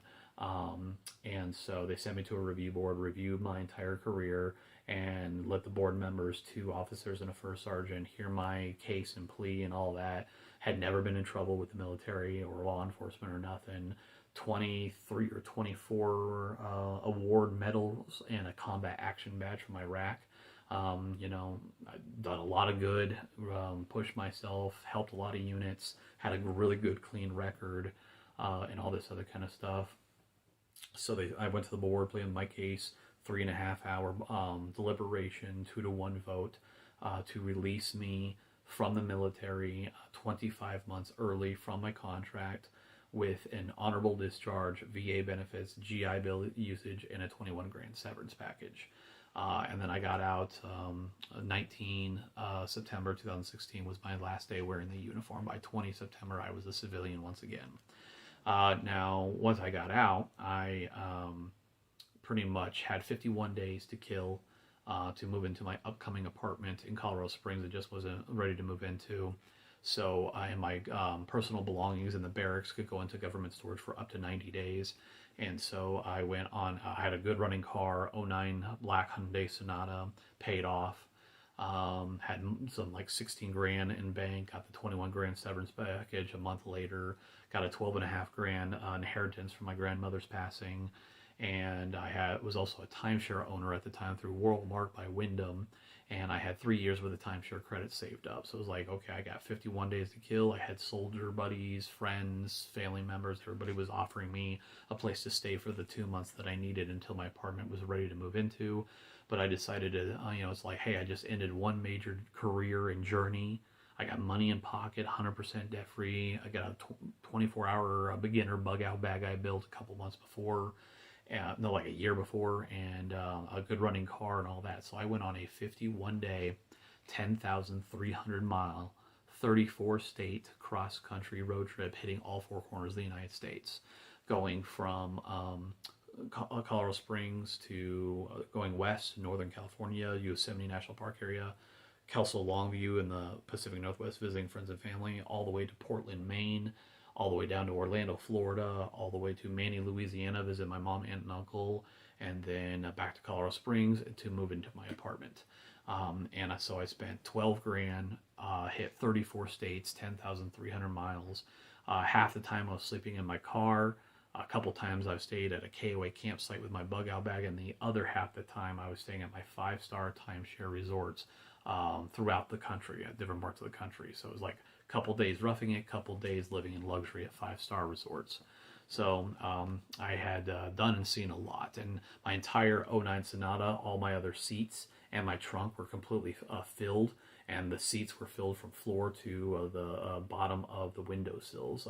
Souvenirs and gifts. I have a rule of thumb: every new state or country that I visit, as long as I have the money, I collect between 1 to 3 souvenirs, and that's why you see all this amazing stuff around my apartment. I have artwork, and I've done, friends have done, that I've bought, and I've got souvenirs, antiques, all types of things, from around the world. A lot of people will come over and like, oh my God, it feels like a 5-star resort, antique store, souvenir shop, art gallery in your apartment. So I did all that. I moved into my apartment. A week later, I got all my what we call household goods, personal belongings from the government storage delivered. And then I moved into an apartment, started out like $800 a month, 520 square foot, 1-bedroom, 1-bathroom apartment with a local, a communal washer dryer places with putting in change, kind of like a laundromat, throughout my apartment complex, known as the Ontario apartment complex in Colorado Springs, right off of just like east of Academy, near a Safeway, like Murray Boulevard or something like that. And so really enjoyed it when from 800 over 3 year, a couple different leases, so 3 years I lived there, and all the way up to $900. It like increased by like $33.33 per new lease. Really enjoyed that area. Well, one thing I really miss about Colorado Springs more than anything, like Texas Roadhouse, Longhorn Steakhouse, Culver's Burger Joints, with their Wisconsin cheese curds and concrete mixers, kind of like Dairy Queen Blizzards, but better. I miss the American Classics Marketplace that was on North Academy, one of the largest, antique store, flea market kind of places in the country. And then I did miss doing Lyft driving in that area, and I miss the hot springs in the Rocky Mountains, especially Cottonwood Hot Springs in Bona Vista. More of a like a 1980s style, old school. I didn't really care for the higher luxury Mount Princeton hot spring resort spa, but if not Cottonwood, I would also say Strawberry Hot Springs, about 10 miles out of town from Steamboat Springs. And what's really cool about that is like it's near a Rocky Mountain flowing river, and when people shut off their like phone flashlights or headlamps or whatever, and it's a clear sky night, you can literally see that it's no light pollution out there at Strawberry Hot Springs. So you could see the Milky Way galaxy while chilling in the hot tub in the hot springs. So other than that, so I moved into my apartment, got my household goods delivered, and then about 2 whole months later, I started my first semester of college at Pikes Peak Community College, which is right outside one of the main gates of Fort Carson, Colorado. So, and then I focused mostly on just school, and then plasma donation, which was like a mile away from me in Colorado Springs, Biomat Plasma Center, and donated twice nearly every week. That's like an extra $3,300 per year if you donate twice every week for a whole year. I think I was getting like $75, $80 per week or something like that with some bonuses. And, after all that, after 13 months of living in my apartment, just focusing on school, getting paid, I think it started out $1,550 a month. And after 5 whole semesters, it went all the way up to $1,880 at one point for the GI Bill money. And then donating plasma, making $300-400 a month. And then after 13 months, I was down to my last $5,000. And so I was like, I need some kind of part-time job off to the side when I have free time. So I became a Lyft driver for the Colorado Springs, Pueblo, mostly area, and then sometimes Denver as well. So, and I made good money. I think my first year I made nearly $40,000 just from Lyft alone for gross income. And then the next year, I think it was 58, I want to say, gross income. So I would do about 35 hours part-time average while I was in the school when I had time, but the homework always came first, getting the best grades possible. So when I'm done with homework and have free time, I would go do it. And then when I wasn't in school, because I don't do summer semesters, only the spring and fall, so during the summertime, don't do any college classes, and then I would go do full-time, anywhere from 50 all the way up to 66 hours per week. By March of 2019, while in Colorado Springs, I turned in my 2009 black Hyundai Sonata, and I had all the maintenance service receipts from the whole time I had the car, and I turned it in I was at 110,300 miles on the car, and I turned it in for a $4,000 trade-in value, and got myself at the end of March 2019 a 2018 SEL all-wheel drive Hyundai Kona model that was sky blue color. Well, they call it surf blue, but it was pretty much sky blue. And then I started using that for Lyft driving and all that. I did have also with my Sonata, before I traded it in, I also had 2 little fender benders. No, wait. one fender bender with the Sonata. I was driving through a parking lot of an apartment complex as someone rear-ended, pulled out, was pulling out and sideswiped me. Hit the passenger middle side of both of my doors for my Sonata. That got repaired and all that. But then I was actually making improvements and repairs and upgrades to my car. And then like 2 months later, I traded in for the Hyundai Kona.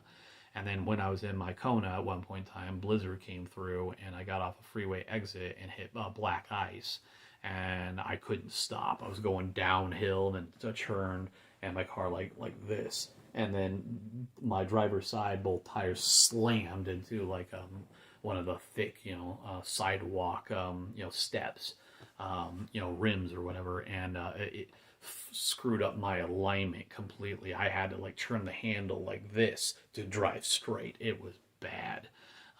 So until that got repaired and all that, I couldn't do lift driving and all that kind of stuff. But I pay for insurance. I've always had car insurance and all that. So, but when I got my car, my new car, well, my current car, 2018 Hyundai Kona, they pulled my credit score and they were tracking my Experian and Equifax at the time.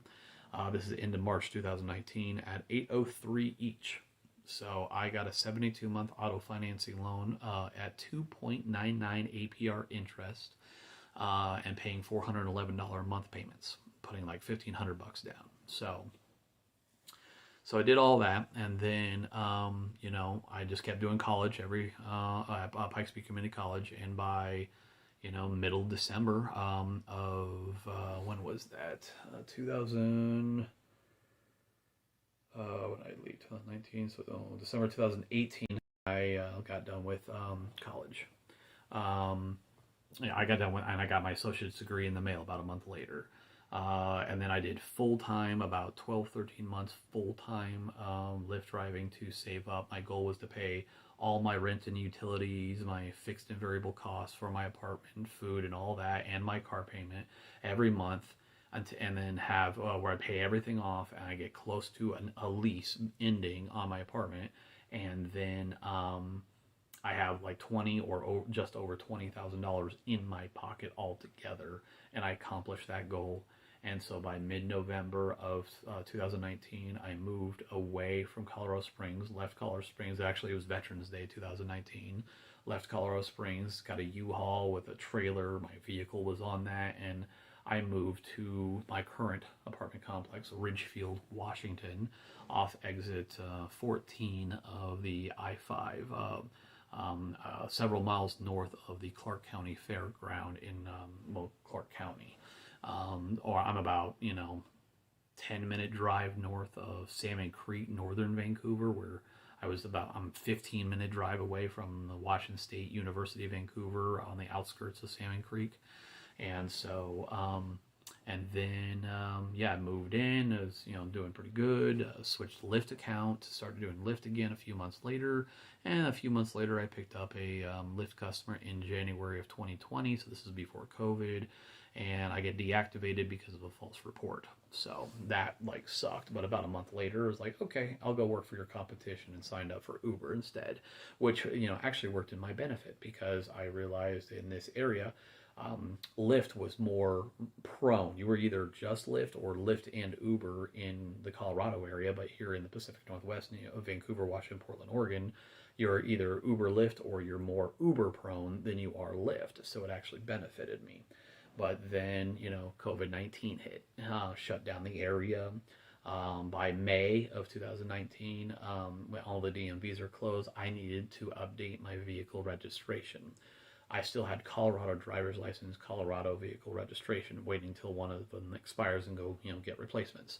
And I go to the Department of Licensing in Woodland, Washington. They're pretty much, we can give you a new updated, Washington State vehicle registration for your car, but you need a Washington driver's license first. You need to go to the, local DMV and get an updated Washington State driver's license, then come back to us and get an updated vehicle registration. And unfortunately, all the DMVs were shut down due to COVID-19, and they didn't open back up until third week of July 2020. So So I couldn't do Uber driving. I couldn't get the proper paperwork I needed to upload the documents to be reactivated as an Uber driver. So because of COVID, I signed up for unemployment. First, I tried doing Washington State unemployment. I've never been on unemployment before, so COVID forced me to. I didn't have a choice. And so what I did was I talked to a Washington State, unemployment people, and they're like, "Who did you file 2019 taxes from?" Because I wasn't sure if it was Washington State unemployment or Colorado unemployment. Who do I file through? So I file, and then like 2019 taxes was Colorado. So I hit up unemployment, and I got unemployment like 10 days after filing unemployment, Colorado unemployment, and they did the math for me, and pretty much they're like, you're going to get $561 per week as long as you're putting in your hours that you couldn't work, or if you did how many hours or whatever in the system. And they did that for several months. In the first 14 weeks, it was also the $600 CARES Act money that the government was doing. So I was making over $1,100 per week for the first 14 weeks. Then it was back down to just $561 for several months. I did what I could of going to get my new vehicle driver's license, Washington State driver's license, which I signed up, and I think it was we got in like 17 August or something like that. No, it was like 21st August. Got into the Kelso DMV, got my new driver's license, same day vehicle registration, uploaded to Uber, but they didn't reactivate me until 17 August because they had laid so many people off. So other than that, then at the end of May of 2020, my mom actually took half of one of her stimulus checks and pretty much bought herself a one-way plane ticket to leave Louisiana and move in with me here in Ridgefield. She showed up like 6-7 months before she was supposed to because she hated the weather and hurricanes there. She showed up 6 to 7 months before, to what we agreed to. She showed up 6 to 7 months prior without my permission. So then she moved in, and first she was on an air mattress in the kitchen until I could get like a futon, a new metal futon frame from Wayfair with a 10-inch spring mattress. And then, because of how low it is to the ground, she was going to have trouble getting up to be able to go potty. So, and all that, she was going to move in with me so I could do the training and become her caregiver, which kind of sucked because we did get her SSI, so that helps with rent and utilities. But the DSHS caregiving agency was all shut down because of COVID, so I didn't become a certified caregiver for until 2nd November 2020, when I was fully certified and starting to get paid by the state to take care of her. At that time, it was 59 hours a month is what I qualified for, and so we were making like $900 to $1,000 per month just being her caregiver. Then college money, grant scholarship money, little bit of Uber money once I got back on it, which was middle of August of 2020, and then her SSI money, so $800-ish worth. And so we did all that. So then to start making more money and all that, by end of August, right around my birthday of 2020, I started my 6th semester going for my bachelor's degree at WSUV, Washington State University, Vancouver. It was my first semester there, 6th semester in total. So I started that, and around this area for that zip code and all of the college of the university, it started out at $2,453 a month, what I get paid every full month. I'm a full-time college student, not including grant and scholarship money.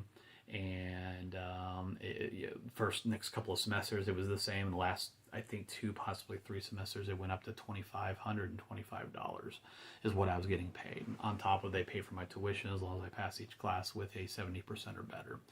So also when I was at Pikes Peak Community College, out of the 5 semesters, I think it was the 3rd and 4th semester, I also made honor roll as well, President's List honor roll. So then so I'm getting college money. I do Uber when I can. I take care of my mom. Once we got the futon frame, which took a while because of all the supply shipping issues because of COVID, the supply chain issues, I was like, you know what do I use the bedroom for in this apartment? Because it's a 720 square foot, 1 bedroom, 1 bathroom apartment, gated community, VIP garbage pickup from your front door and all that. I started my first lease was 15 months, $1,285. Washer and dryer is in here too, in the kitchen area, and then because of the second lease, 14 months, and it was the middle of COVID, they kept it at $1,285.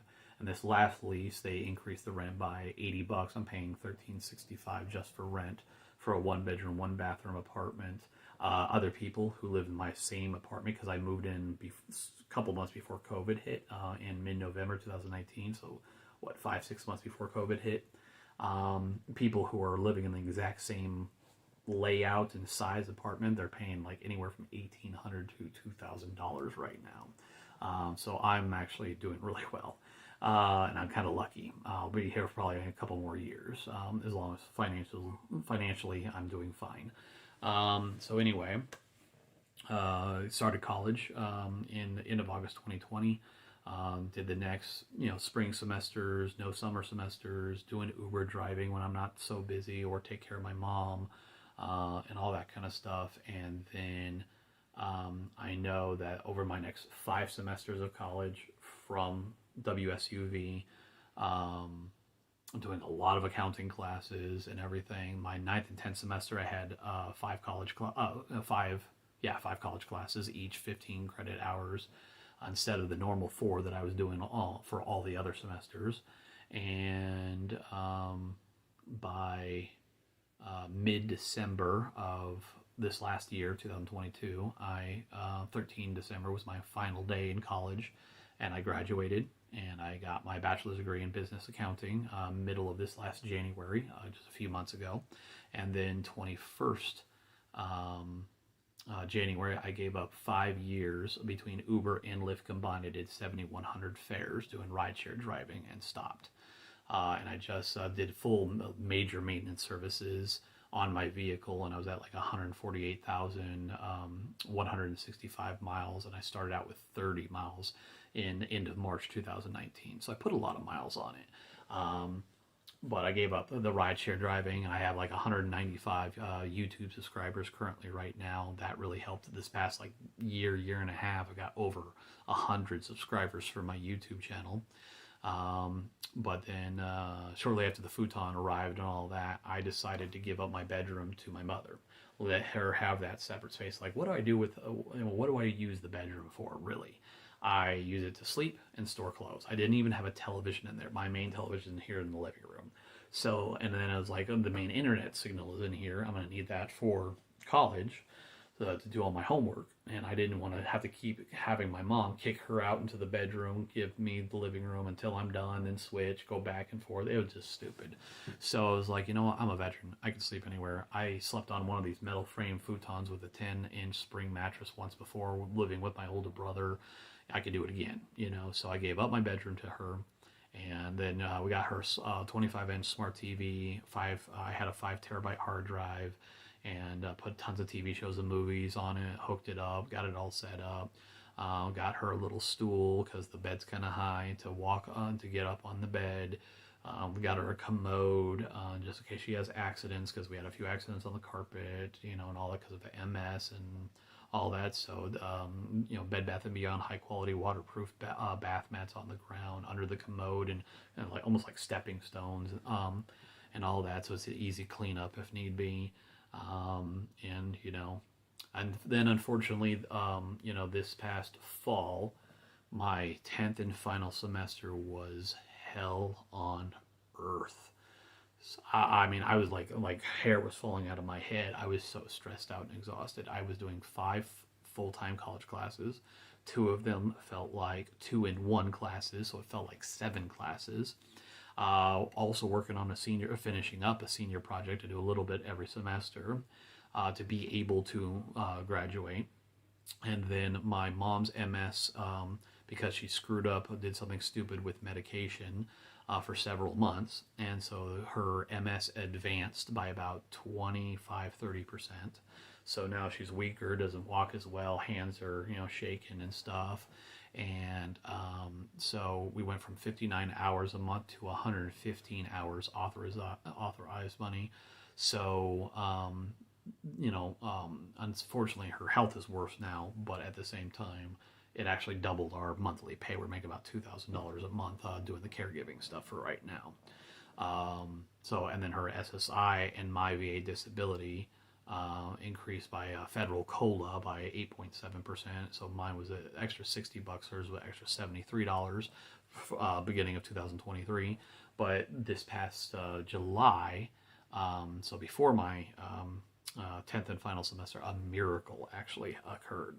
I went for a walk. It was like June 28th. I went for a walk in the Ridgefield area.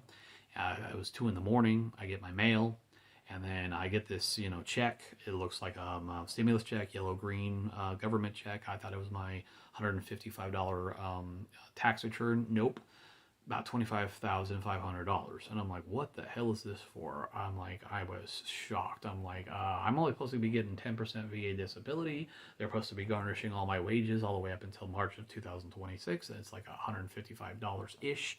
What the hell is this for? And what I didn't know is, because I didn't get the letter the month before from the VA, it didn't come in, might have gotten lost, I guess they changed the rules, laws, regulations, policies for the VA, updated things, and instead of having one VA doctor, they need to have 2 to 3 who look over my scans, my claims, and my medical records, and they all have a consensus of what VA percentage should I qualify for. Well, went from 10% to 40%, 6 years of back pay. They took about 2 years for the 21 grand severance package. It's like you can't have both. They look at it as double dipping.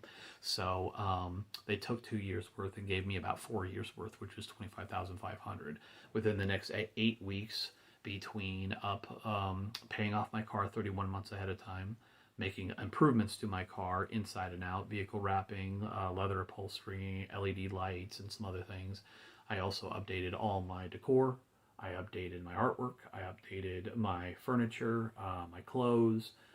Just been updating everything. And then like the first 8 weeks of having that money, I spent $28,000. So I'm 100% debt free right now. I'm at like 790 credit score. Car is fully, maintenance serviced, upgraded, improved upon in a variety of ways. I don't know if I'm going to do anything else. I might add a little bit more pinstriping to it. That's about out for the vehicle wrapping. And so now I'm stockpiling maybe $1,500 worth of emergency food rations in my laundry room pantry. I'm just thinking about other things. I'm thinking about getting like a solar generator, 1 or 2 of them, like for kitchen and living room area. So if power fully goes out, and then a couple of different products that could hook up to it. That's both solar and then like a hydro or wind turbine that can recharge them. I'm trying to cover other areas, improve upon bug out bags. I've actually recently finished, I put a couple $100. I had a lot of extra components building my high quality 24 hour bug out bags. And next time I see a homeless guy in the area named Alex at the grocery store, I want to help him out, getting him my old coat. That's, slowly the leather's falling off. It's still good for probably a few more years. And I put about $350 extra into this 24-hour bag I put together, slapped together with a lot of extra components everywhere throughout my apartment. And I put a little extra for like first aid and hygiene and some other stuff in there. So if I see him again, I'm going to be giving him like a 25-pound, several $100 worth 24-hour survival bug out bag, unless I meet someone else who catches my eye and who, just like him, pretty much only had the clothes on his back, he had like rope that he was using to keep his pants on. He didn't have anything, so hopefully he's doing okay. And if I bump into him again, I gave him a ride from Ridgefield down to Mill Plain, the Safeway, Office Max down there, not too far away from Mill Plain Boulevard and 164th, just a little west of there. So I want to help him out if I can. So I'm trying to do good things, donate to charity every now and then. And so I pretty much, I'm done with college, got my bachelor's diploma. My associates and bachelor's are hanging on my wall. Finished up Uber driving on third week of January after 7,100 fares. And then I'm taking it a little easy. I'm getting some personal stuff done. And then I am I'm 40% VA disability. It's like $731 per month right now is what I'm getting. And I'm also applying for claiming my mom as a dependent because with her SSI, she covers 35%. I cover everything else. I'm showing the VA proof of that, I guess, whether anybody who I'm pretty much taking care of under my household, or if I get a significant other, if that person has kids, or we get married and then we have kids, each time I show proof of marriage certificate, birth certificates, and all that, how many do I have within my family under my roof that I am mostly providing for and providing the majority of paying rent and bills and all that, then I will be getting an extra $60 to $70 per person for my VA disability. So doing overall really, really well. We're making like $3,650, could be up to $37 here soon. I'm 100% debt free, money put away, a good amount of money. I could probably buy 1.5 brand new cars or a really expensive car. I'm looking at here very soon by my next birthday, start putting several $100s a month away into future retirement stuff, like a Roth IRA kind of thing, for hopefully the next 30 years. And then, probably sometime this summer, I'm going to look at either finding another secondary part-time job, maybe local business I work for part-time, full-time, work for the VA, maybe Vancouver clinic, or maybe I do some extra additional 40 hours of the training, get certified, so I can take on 1 to 2 extra caregiving clients at their houses. And so where we're sitting right now is how much money we're making per month. We're making enough money to cover, and I'm very good at fine-tuning, kind of like spring cleaning, constantly fine-tuning my monthly personal finances, squeezing every penny, I can. So what we're making per month, 2/3 of it is going to the monthly fixed and variable expenses, and then the other 1/3 is going pretty much in my pocket. So 1/3 of what we're making per month I'm pocketing, which means that any future job that I get, part-time, full-time, 1 or 2 extra caregiving clients, whatever it is, those are 100% in-pocket paychecks. So I can put several hundred away for retirement, and then I still have several hundred left for pocketing money. And then I'm hoping very soon I'll begin applying for international passport, giving up my passport card. And I want to not only do some local traveling, national parks, lodges, cabins, maybe KOA campsites, some more high-end lodges every now and then. Some things for me and my mom, me and my brothers, me and my mom and brothers, whatever. Start doing some things, creating good memories and adventure and all that. Get away from here for a little while, and then at some point I want to do a little international traveling. I hope to, in the very near future, in the next couple of months, I would like to go to both New Zealand islands for 7 to 10 days each island, and then I would also like to spend maybe about 10 to 15 days altogether in like Greenland and Iceland as well. Maybe a few more years from now, I might even go to like Norway, Denmark, Sweden area. That would be really nice. So those are some of my new, future international travel hotspots to see more of the world and experience things. Still single, been single my entire adult life. Met people, hooked up and all that. Haven't found someone that really just catches my eye and, blows my mind. Not currently anyway. So that's pretty much what's going on with me. That's an overview update of my life, my time in service. Quartermaster Supply Sergeant for 9 of 13 years, 3 deployments, 2 year-long war zone deployments, 1 humanitarian 3-month deployment. And ever since I got out, I've either been rideshare driving, plasma donation, creating YouTube videos. Currently I have 27 videos covering 16 different categories. I might have more here soon. I'm updating a lot of my several different category videos to have better, more updated material, share more knowledge and experience. I do I build bug out bags of vehicle preparedness, home preparedness. I show a lot of that stuff, better gear and equipment for bug out bags and home preparedness and all that. rideshare advice video, Pacific Northwest tour guide advice video, how to be a better gift giver to the people most important and close to you using the 5 love languages. I'm going to break up my part 1, part 2 financial literacy video into I don't know, like 10 or 12 different videos covering very specific short video subjects that are like 10, 20 minutes long. So just talk about just credit cards, how to make extra money off to the side is going to be a single category. Credit scores and how can they benefit you as they increase, and just break it up instead of 2 very long videos. I don't really drink, smoke, chew, don't really follow sports, don't really play video games unless I have nothing else better to do. And I love world travel, love helping people, love sharing my knowledge and experience. My dream job would be like working for like FEMA, Red Cross in emergency preparedness management. I worked with FEMA and Red Cross reps in Africa and in Colorado while doing college classes and doing multiple research papers on the subject of emergency preparedness management. So I know a lot about preparedness on top of being logistics for 13 years in the Army. So very clean, very organized. I feel like everything has its place. Constantly every season I'm going through every drawer, closet, I'm looking at every item. Do I use this? Is there a purpose for it? If there's no real purpose, I either, hand-me-downs to my brothers, or I donate to Goodwill, or I put up on OfferUp if it could be worth some money. I'm constantly trying to, when I was a Uber driver for these past few years, every day, not only was I handing out business cards to people, but I was also doing something else. I was, trying to share my knowledge experience, get more subscribers, help other people.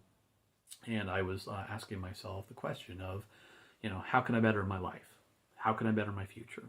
How can I better my finances? How can I better my credit score? How can I pay off debts faster? How can I put more money away? How can I get more prepared in a variety of different areas? How can I make my bug out bag better? How can I better my life and my future? And so right now, honorable discharge, war veteran, never been in trouble with the military or law enforcement.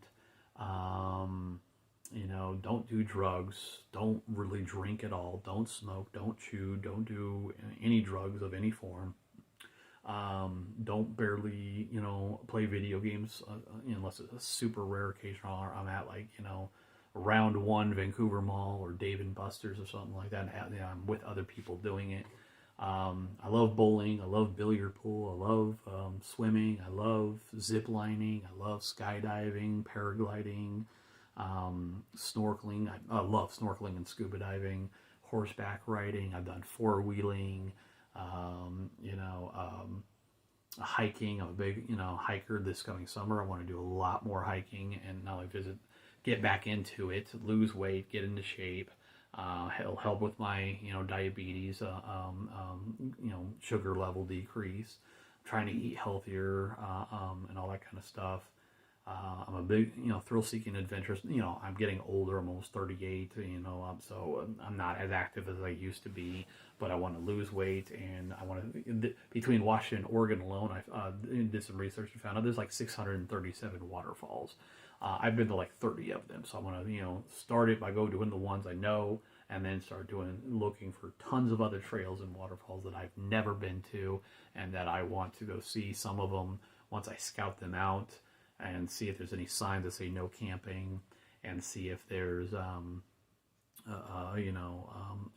they're good spots for setting up a camp with my bug out bag near a water source and all that kind of stuff.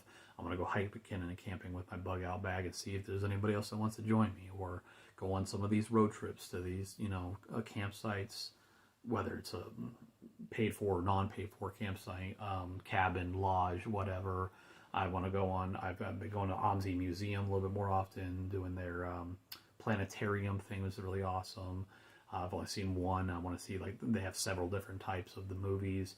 I want to go do the Spirited Cruise. I just indoor gun ranges. I got a origami foldable kayak. I want to go out somewhere kayaking more. I just want to get a lot more active and all that. And then probably no later than my next birthday at the end of August, like shortly right after, either before that or after that. I want to, after I do a little traveling as well, I want to, get some sort of secondary job where I'm not here pretty much 24/7. And I'm pocketing a lot more money as well. And then I can start, really having goals of not only money in pocket, bills are paid, money put away, money going into retirement, but then more money to start saving up altogether for getting my future dream plot of land, an acre or two or whatever in the Northwest Wilderness, and then have my dream log cabin tiny house with full off-grid capabilities built, and maybe with like a shipping container, bunker, underground shipping container, garage, storage, all that kind of stuff, kind of thing. So start making my dream home a reality in the distant here in the next couple of years, pretty much. So I think my main thing I got to really think about, do I want to do maybe work for the VA? Because then I work for the VA. Do I want to do something like FedEx or Amazon or something like that? Or do I want to take on one or two additional caregiving clients? Do I want to go into using my bachelor's accounting degree? Because yes, I went for it, I got it, but at the same time, I knew by my 7th semester at WSUV, can I do accounting? Yes. They threw way too much at us to remember everything, but can I pick it up? Yeah. I knew plenty of accountants from rideshare driving who they were put in the position and they never took a single college class. You don't need it to really learn how to do it. I can pick it up. If I could do being a logistics supply sergeant, I can do freaking accounting. Do I want to? No, not really. It's a very dry, boring job. Yes, it can make some good money.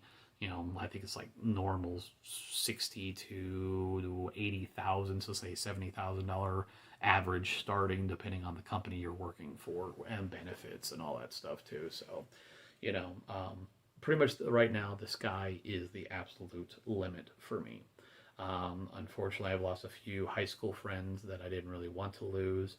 I hope at some point in time, as we get older and time heals all wounds, we get over whatever little fight or issue or problem we had, we come together, we talk it out, we act like mature, 30-year-old or 40-year-old adults. We work things out, we talk it out. I love helping people. I don't love hurting people, but I don't like being, lied to, betrayed, used, taken advantage of, screwed over. That's not very, not good manners. I live pretty much by the 7 Army values: loyalty, duty, respect, honor, integrity, personal courage, LDR-ship, leadership. It's funny about that is this right here, metal poster, the 7 virtues of Bushido, the Japanese warrior code. 6 of the 7 are pretty much identical to 6 of the 7 Army values. I have morals and moral codes. I believe in equalness and fairness. I hate, can't stand, people who, you didn't have the right to steal from you. It's like, even if your friendship fell apart, pay your debts, give back the personal property, stop being a selfish piece of crap human being just because I, said something or did something you didn't like, understand, or agree with. Get the hell over it, quit whining. Because if like our relationship falls apart, my relationship falls apart with somebody, but I owe them money, I owe them personal property, I need to complete a business deal, I'm, even if they piss me off, I'm still going to do those things because that's the right thing. It's their money, it's not mine. I didn't give sweat, blood, and tears to, earn that money. I was just borrowing it and paying it back because I needed help, which I've only had to do one time. That was for my grandfather, one time in my life. And I've only been late on one payment for a timeshare monthly maintenance due fee because my credit card expired. So one time I've been have one late payment, and one time I had to borrow money from a family member. Otherwise, I've never had to. Otherwise, I go to Omni military loan, kind of like a payday loan. But I was about to deploy. I did it for Iraq and Afghanistan. Pulled out a good couple grand. Went out and had fun for my birthday because I'm going to war and I might not be coming back or not come back the same. So I had a great time.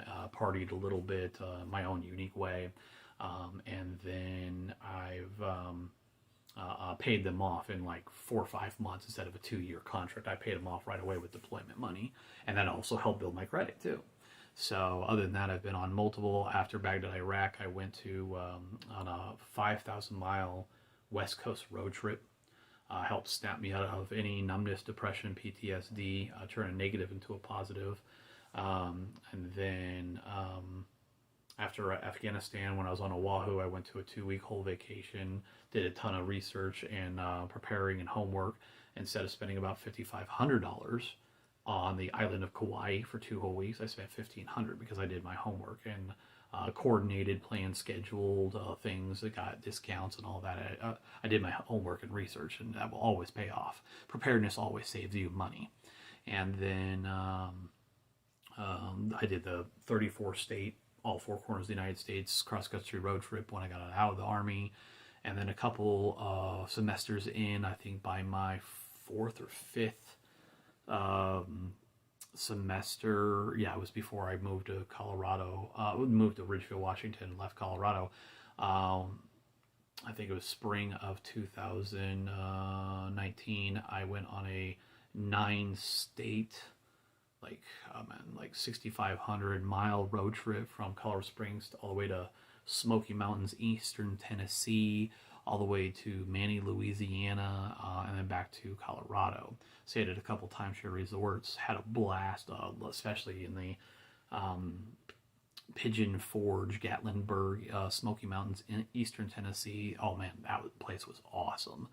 And so that was like a 9-state road trip. I went up to Canada in 2018, spring of 2018, after one of my college semesters. Went from Colorado Springs, Glacier National Park, Montana, Canmore, Banff, Alberta, Canada, in the Rocky Mountains area. The first time ever up in Canada. Then headed west to Whistler, BC, Canada. Stayed at each timeshare resort there in Canmore and Whistler, 5-star timeshare resort for a whole week. And then Pacific Northwest for 2 whole weeks with my brothers. And then went back to Colorado. It's like a 5-week, 5,800-mile road trip. I tell a lot of soldiers this, but it's also anybody who pretty much, it's a personal belief of mine, sort of a strategy, problem solving, turning negatives into positives, turning traumas and any kind of numbness, depression, PTSD, to how to snap out of it in a more positive manner. I came up with this technique after Iraq. I was feeling a little bit numb, depressed, not in an intense way, but enough that was bugging me. And like, what is this feeling? I want to get rid of it. I want to feel normal again. I want to snap out of it. I want to deal with it. I don't want to drink myself to death, party, club, kick the can down the road, and not face it. So I don't want to be mentally, emotionally weak. I want to be strong, and I want to, I want to be happy and upbeat. I don't want to be negative and grumpy and bitter. So, and I don't want to resort to drugs and alcohol like I see a lot of other people do. So. When I was a rideshare driver in Colorado Springs, Lyft and all that, I talked to a lot of people and here's my recommendations. If you come back and you experience a trauma, a war, whatever, then do one of 2 things for yourself. Either the turn negatives into positives, turns the numbness, the depression, the PTSD, whether it's minor or severe. And I would say do one of 2 things. Either one, do a thrill-seeking adventure when you have that, spend the money and take the vacation time, because your mental health is more important than anything else. So, take the time and take the money and go spend it on yourself. Now, either do one of 2 things. Either go do some sort of thrill-seeking adventure, skydiving, whitewater rafting, bungee jumping, zip lining, paragliding, glider ride, whatever it is, hang gliding, something that's going to get your heart pumping like no freaking tomorrow for multiple hours and make you feel alive. Maybe Six Flags roller coasters, whatever it is. And, that's one technique. But not everybody is a thrill-seeking adventure person. So my other idea is, if you're not a huge thrill-seeking adventure person, then do this other thing, which is go on some sort of major dream wish-like vacation trip. Maybe it's to Disney World. Maybe it's to Hawaii. Maybe it's a cross-country road trip. Maybe it's going up into Canada. It's whatever your place is. I've always wanted to go here, do this, do that, experience this, experience that. Go make it happen. Even if maybe you and your family members need to go donate plasma for a little while, make some extra money for vacation money, a couple extra grand, and then go do this thing because your mental health is really important.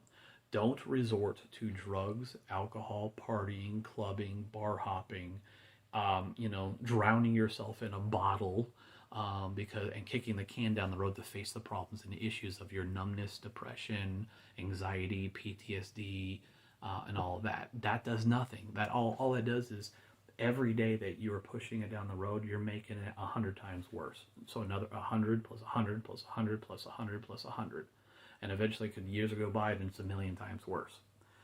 Deal with it as soon as humanly possible.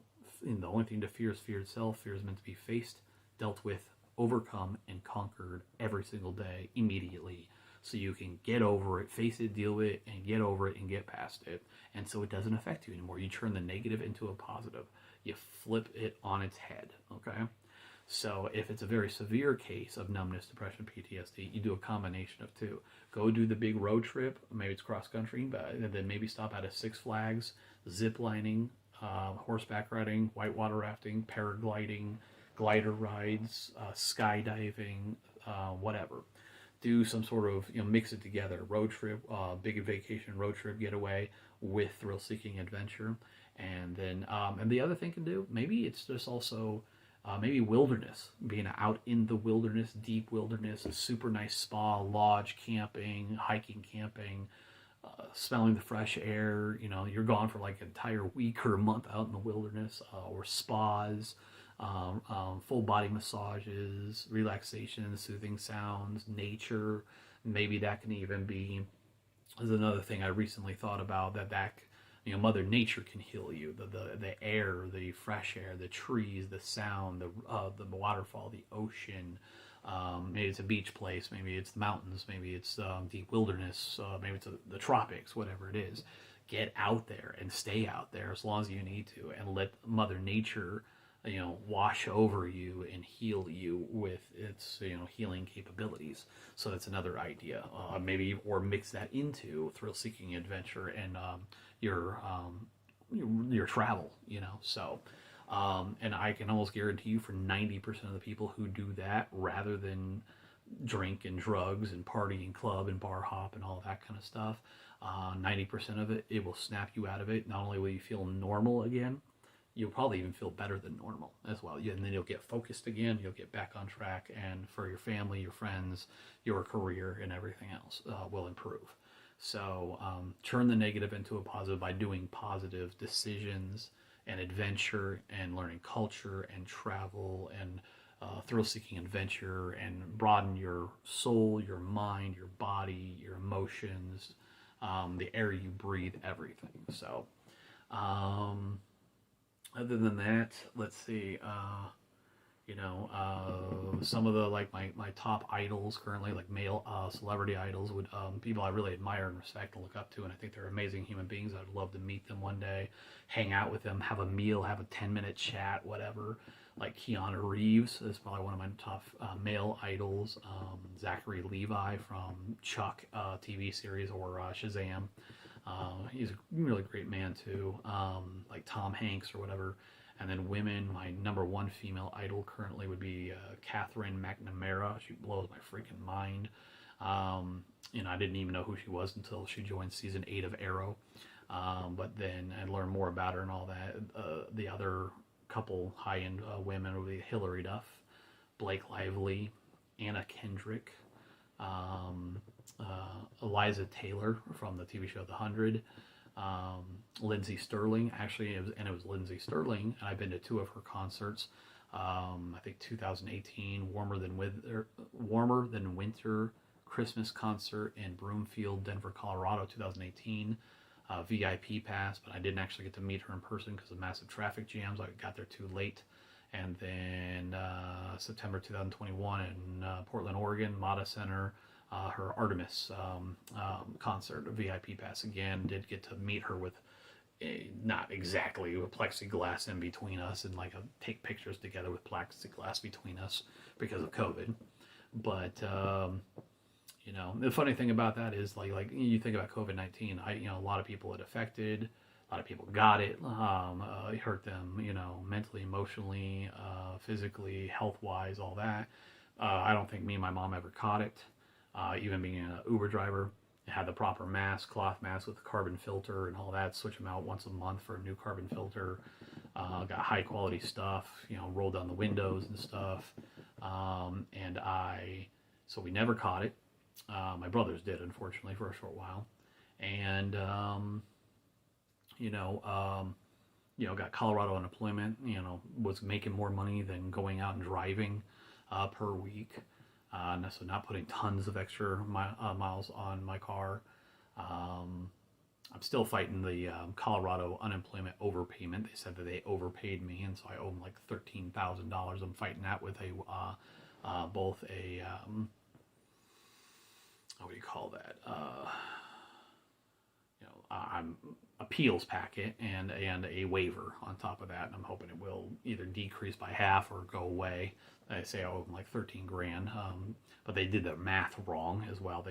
They were paying me $561 a week, and then they several months later froze it. A couple months after that, changed it to, oh, you were supposed to get $223 a week, not $561. Well, that was your fuck up, not mine. And then I showed them the math, and I'm like, your math is a little off. It should be like $290 to $380, not $223. I don't know where the hell you're getting that from. So, but it's just interesting, COVID, depending on how you look at things. If you problem solve, you stay clean and organized, you prepare, you're efficient, you're not wasting so much of your time, energy, and money on stupid things like video games, alcohol, having the nicest phone, the nicest TV, newest TV. You're staying on top of your finances. You're living within your means. You're fine tuning your budget and living within a budget, not living beyond your means and all that. And using credit cards properly and making extra money off to the side to pay off debts faster, put emergency funds away, vacation money, retirement money away. Just how much someone can do if you focus and fine tune and are disciplined and have willpower and patience. And how good things come to those who wait. And so because of that, COVID actually saved my bacon. COVID provided a lot more for me. Got a bunch of like relief grants from school. That reminds me, unbelievably, because I took the time to apply for 1 day each college semester, I took 8 to 12 hours of applying for every FAFSA grant or scholarship that fit either my circumstances or my degree. The first semester, because it was within the year that I got out of the service, I didn't get anything. From the second semester all the way to my 10th semester, I did receive little grants, a little here, a little there, a mixture. I added it all up. I got a little like $76,028 for the last 9 of 10 semesters. And last 5 semesters at Washington State University, Vancouver, I added up out of the 76,000, it was 51,500 because I took the time to apply. It's the same thing with all this, VA disability and gonna get extra money for my mom as a dependent, or if I have a significant other down the line, asking questions, doing your homework, researching things, cleaning and organizing, staying on top of things. It's like cleaning up your finances, cleaning up your budget. When your credit score goes up, talking to phone company or somebody like, hey, my credit score went up, or do you have a better plan? Fine-tuning your monthly bills, your monthly expenses, cutting costs, cutting subscriptions, being more clean and organized, finding ways to make extra money off the side like Uber, Lyft, Uber Eats, DoorDash, sleep studies, plasma donations, and other things. There's that extra money that you put a little extra time and effort into, and you save it up, and you pay off debts faster, and you pay off credit cards. Where there is a will, there is a way. But sometimes if you hit rock bottom, you have to start from the bottom, not that, I want to be like chauffeured around in Uber and Lyft, but I don't have the money. So, then you got to like take the bus, and get a bicycle. You start out from the bottom, slowly build yourself up. You don't start with a $180 Joseph Bed Bath & Beyond compression garbage can because it's the top of the line. You start with a little tiny plastic garbage can, and then you get a metal medium garbage can, then you get a plastic big garbage can, then you get a metal normal garbage can, then you get the Joseph one. You slowly build it. You don't go from 0 to a billion miles per hour in 2.8 seconds. You know, stop with this instantaneous crap. This I want it right now, instantaneous. You know, learn discipline, learn patience, and you know, everything that you have, you better be giving sweat, blood, and tears and sacrifice to earn it. Because if you haven't, then you don't deserve to have it. If you can't pay your car payment or insurance, you shouldn't have a car. If you can't pay for your phone or internet, you shouldn't have phone or internet. You should only have what you can afford. You know, hey, this next coming summer of 2023, the government might shut down if it doesn't and the debt ceiling. So what does that mean? Well, that means that if that they have to do major restrictions, then my mom's SSI and my VA disability goes away. That's 45% of our money. So we're just making $2,000 a month SSI money. Yet we spend about $2,500 a month in expenses.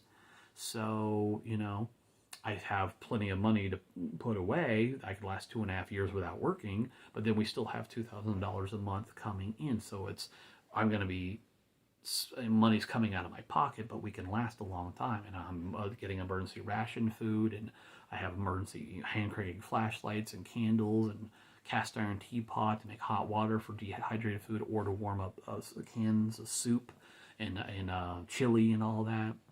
I can make hot chocolate, hot tea, hot cider, all that kind of stuff. So, you know, don't, if you got to cut down, and it's like, yeah, it sucks sometimes, you know, but, you know, I wish that all Americans out of high school, I wish they could do mandatory military service, go one of the branches and do a mandatory 2 to 4 years like a lot of foreign countries do. And so they'd learn discipline, patience, willpower, organization, maturity, leadership, honor, integrity, true respect, trust, loyalty, all the, you know, the like 7 army values or 7 virtues of Bushido, Japanese warrior code. They would learn how to solve their own problems and stop whining or expecting someone else to do it.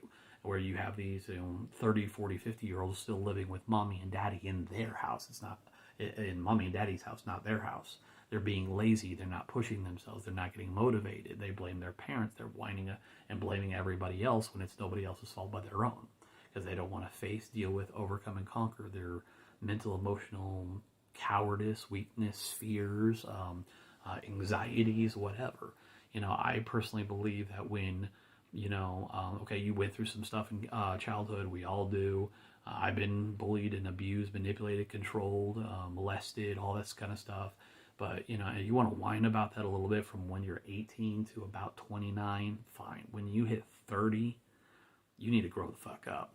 You need to get the hell over what the hell. I'm not saying forget it and block it out, but remember, you know, and like, you know, this is what happened to me. I didn't like it. If I have kids, I'm not going to do the same fucking thing. I'm going to do better than my parents or step parents or whoever brought you up who did wrong. Who bullied and abused you and stuff. You know, so remember it, but don't allow it to affect your present and your future. Don't let it trap you in where you're constantly thinking about it and having anxieties, and it's like, you know, like a deer in headlights. It's the fear is stopping you from truly living your best life and becoming a leader, pushing yourself and having a wonderful life and career and future.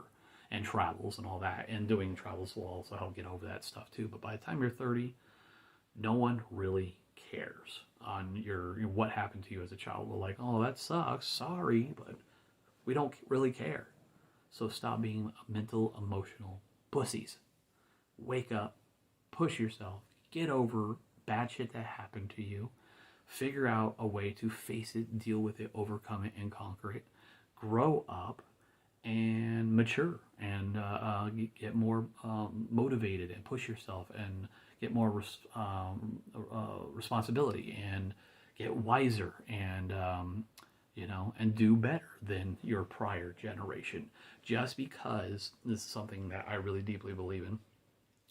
Just because your parents or step parents or whoever brought you up did certain things that really affected you does not mean you have to be just like them. When you're 18 or 19 or whatever and you get out on your own, you can choose, these were the lessons that they taught me that were really good. These are the lessons I really hated. I'm not going to do these, but I'm going to take the positive lessons and use that for making better decisions in my future. I'm going to be the next better generation. So whatever my parents or step parents or siblings or whoever did wrong by me, I'm going to not let it affect me, but I'm going to use it as strength to motivate me to do better. Kind of like when I was in high school, I had a lot of people who pretty much told me, you're an idiot, you're a loser, you're a nothing, you're a nobody, you're not going to do anything important with your life, you're not going to make a difference. And then I did, and I joined the military, and I fought in 2 wars, and I did a humanitarian mission, and I got out with an honorable discharge, and now I got a bachelor's degree, and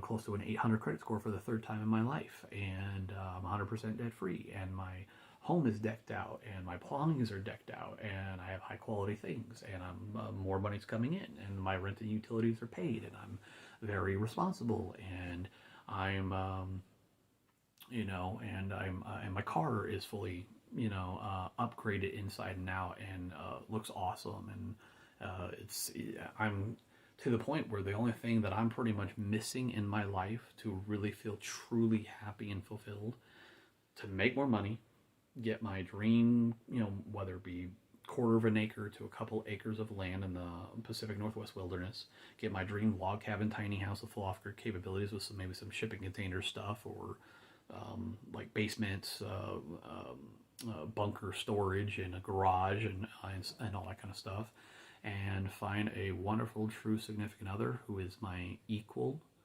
egalitarian, equal friend and partner, and who we have equalness and fairness across the board, and we have an understanding, and she doesn't say one thing and do another, and she reminds me a lot of myself in many ways, and either she's maybe just below me, like 1 notch level below me, same level, or a couple levels above me. But she accepts me for me, and she actually puts herself out there, and she, because in my entire life, I've never had anybody like drop everything and come running to me when I need them. I do that for tons of other people. They don't do it for me, because I barely ever need anybody's help, because I solve all my own problems. I'm very independent, self-sufficient, very organized, could do anything, solve anything, but, sometimes it would be nice that where I can rest and feel a little weak and lower my guard and hold someone and feel comfortable and all that kind of stuff. Someone saves me, helps me, is there for me, understands and gets me, doesn't put me down. I know I'm no Brad Pitt or Matthew McConaughey or Chris Hemsworth or Jason Momoa or whatever, Aquaman. I know I'm not that, but I've done a lot of great things. I've seen a lot of things. I've experienced a lot of things, and I have a lot to offer a special someone for that person who gives me the time of day. But I also want someone who's up at my level, who's not, below me. Someone who's worthy of me. Like I thought, I went full active duty to be worthy of this other woman. And the funny thing was, is once I felt fully worthy, shortly, a couple months after Baghdad, Iraq return, then like a month after I left Fort Lewis, at the time I felt worthy. A month later, after 5 years of losing contact with one another, a month after I got to Hawaii, we found each other through Facebook, and we got back in contact. Several months later, I asked her out. She says yes, but she's in like the northern Portland, Oregon area. It's going to bring her out, but through mutual friends, she met another guy, and that's the guy who's a psychopath, control freak, grandiose narcissist, bully, abuser, manipulator, gaslighter. I've seen him gaslight her like over 5,000 times, threatening suicide and all this other kind of stuff. And unfortunately, I have 2 little girls who I love to death. I was their godfather for the last year and a half before they me, her, and him had a big blow-up fight, and she kicked me out of her life, threw away 14 and a half years of amazing friendship when we'd never had a fight before, all because of him. And she chose to stay with him. Give you an idea, her favorite movie of all time is Titanic. She's Rose at the beginning of the movie before she meets Jack. He's Cal. They give you a pretty much an idea of their relationship dynamic. Well, they have two amazing little girls who I love to death and who I would do anything for, drop everything, come run if they need me. I was their fun uncle. I was their godfather. I felt, they were like my children I never had but always wanted, the daughters I never had but always wanted, and so creative. They brought out the absolute best in me. Quirky, bubbly, nerdy, goofy, cute as a button, super kind, but until my old best friend from high school grows up, stops acting 20 to 30 years mentally, emotionally younger than she physically is, stands up and fights for her rights, her voice, her freedom, and her children's, puts him in his place and holds her ground and is no longer afraid of every multi-universe what-if possibility and being yelled at, screamed at, bullied, abused, gaslighted, controlled, and all that. Tells the truth, what she told me, that he's her life learning lesson love, that she fully fell out of love with in summer of 2019, and then moved away to her step-grandma 6 months later to prove it. But then COVID-19 hit, so 3 or 4 months later, went right back under his roof and been trapped ever since. So hopefully she grows up. My mom thinks that she will probably between 45 and 50, age 45 and 50, and she's 35 now, so she's got like 10, 15 years. But, so that's pretty much an overview of my entire, all the major things I've done in my life, the things I've been through, the stresses, the abuse, war, world travel, solving all my own problems, purchasing 2 vehicles from Hyundai fresh off the car lot, paying them both off early, working on myself, asking myself every day, how can I better my life? How can I better my future? How can I better my environment, my furniture, my vehicle, my finances, my credit score? How can I, make more money, put more money away? How can I keep my nose clean? How can I solve problems? Can I do something to help the community? One thing I would love to do for like high schools and even colleges, all these different 16 different category subjects. I have a lot of knowledge and experience, financial literacy and cooking and emergency preparedness for vehicles, homes, and building high quality 21st century multifunctional bug out bags. I wish I could give classes on this stuff, like life knowledge classes, the hints, tips, and tricks of being an adult, and emergency preparedness, and financial literacy, and budgeting, and credit scores, and how to use credit cards properly, and utility bill life hack video, and how to save money, electric, heating, water, garbage, several ways around the home, how to have better, healthier relationships with 21st century couples, how to be more egalitarian than authoritarian. My top number one celebrity couple idols that I'd like to find a significant other and have this kind of relationship dynamic would be Ryan Reynolds and Blake Lively. That is my dream relationship dynamic, where I find someone that is my equal, like they are with one another, and have a fantastic relationship. Like, that's my best friend. She knows me, she understands me, she cares about me, and I can lower my body armor, my guard, and just I can let go and be weak around her, and we comfort each other, and we support each other and benefit and encourage each other. That's what I keep hoping for. But I do have trust issues because friends and even blood-related family members, everybody except for maybe my younger brother, have all hurt me, stolen from me, used me, screwed me over, said one thing and done another, stole money from me, personal property. Everybody, I'm there for everybody. I try to keep my word. I could give 500 to 1,000%, but I hardly ever find anybody who gives that 500 or 1,000% back to me in return. They give me like 10% to maybe 80% on average.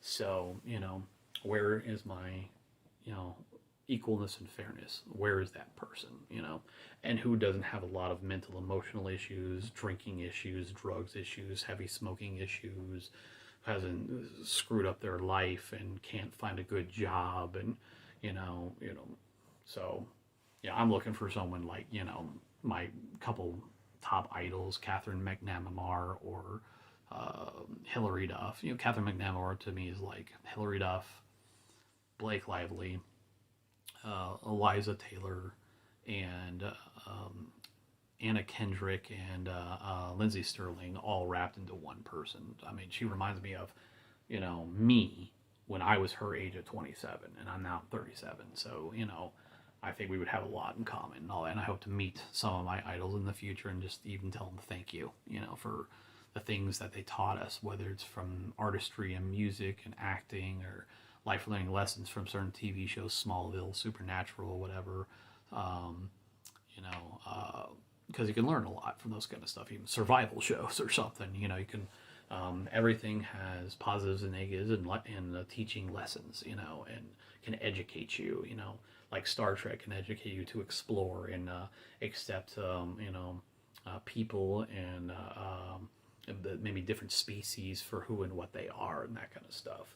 So that's pretty much an overview of me and what I've done, where am I at in life, my accomplishments, my hardships, how did I deal with traumas, how I've stayed away from drugs and alcohol, partying and clubbing. I've been to a couple clubs and stuff in Hawaii with some soldier buddies, but I was mostly the like bodyguard designated driver person because I didn't really drink. If it was up to me, we would go back to the prohibition. Alcohol would be illegal, and then you'd only get a certain amount authorized by the United States government for like celebration purposes, birth of a child, promotion, wedding, or something like that. And I think it would do Americans a lot of good because we overindulge in everything. Alcohol, especially, is probably the worst thing. Alcohol, tobacco, and sugar and stuff. So, in some ways, I wish we would transform a little bit and learn from our other foreign allies in Europe and stuff, and do better in certain areas that we are selfish and overindulge and suck at. So they can learn some things from us, and we could learn a lot from them, especially when it comes to like their like England's form of medical insurance and stuff, or Norway. I think it's Norway, Denmark, something like that. Using plastic to recycle and create plastic roads instead of asphalt, which is stronger and cheaper. So things like that, better green energy in many different forms. Stop doing the same old thing in America again and again, like using asphalt. Let's come up with something better, better architecture and engineering, and better the best in materials, and implementing those immediately as soon as they come out, that it really works and stuff like that. Our government really needs to start focusing on paying off our debt. It's one thing I liked about Bill Clinton. He got us very close to 100% debt free. If the government can't pay, its debts and bills, then and yet we want to teach other people how to be more financially literate and survive as adults. The government needs to, be the one to lead by example, and they're really not. So. I think we really need to, even if it's making a goal of paying off half our debt at least, get it down, probably half to 2/3 down at least. But so that's pretty much everything. That's about who I am, and a basic overview, little autobiography of my life and who I am, and personal beliefs and moral codes, and how I see the world, and how I've done things in my life, the things I've been through, and why I am the way I am, pretty much. My autobiography of Christopher Wanamaker. That's what this is. I hope if you watched all of this, just under 3 hours worth, you learned some things. And if I can do it, I went from having literally nothing, stuff my parents gave me from like 10th birthday, 15th birthday, bought a few things from Fred Meyer's and all that. Started out with no car, no license, bicycles and all that, to having nearly everything I, have ever wanted. Making good, smart decisions, thinking things through, facing and dealing with problems, issues, fears, anxieties, traumas, being a multitask problem solver, keeping my word, being a trustworthy, honorable human being, having open communication, even if you have a fight, walk away for a little while, then come back shortly afterwards. All that kind of stuff. You can go from, I'm pretty much living the American dream that a lot of people say doesn't exist anymore. Yes, it does. You got to make better, smarter choices. It's not just about, get a job, work hard, make money, and that's it. No. Where you work, where you go, everything has positives and negatives. Your actions, your choices, your directions.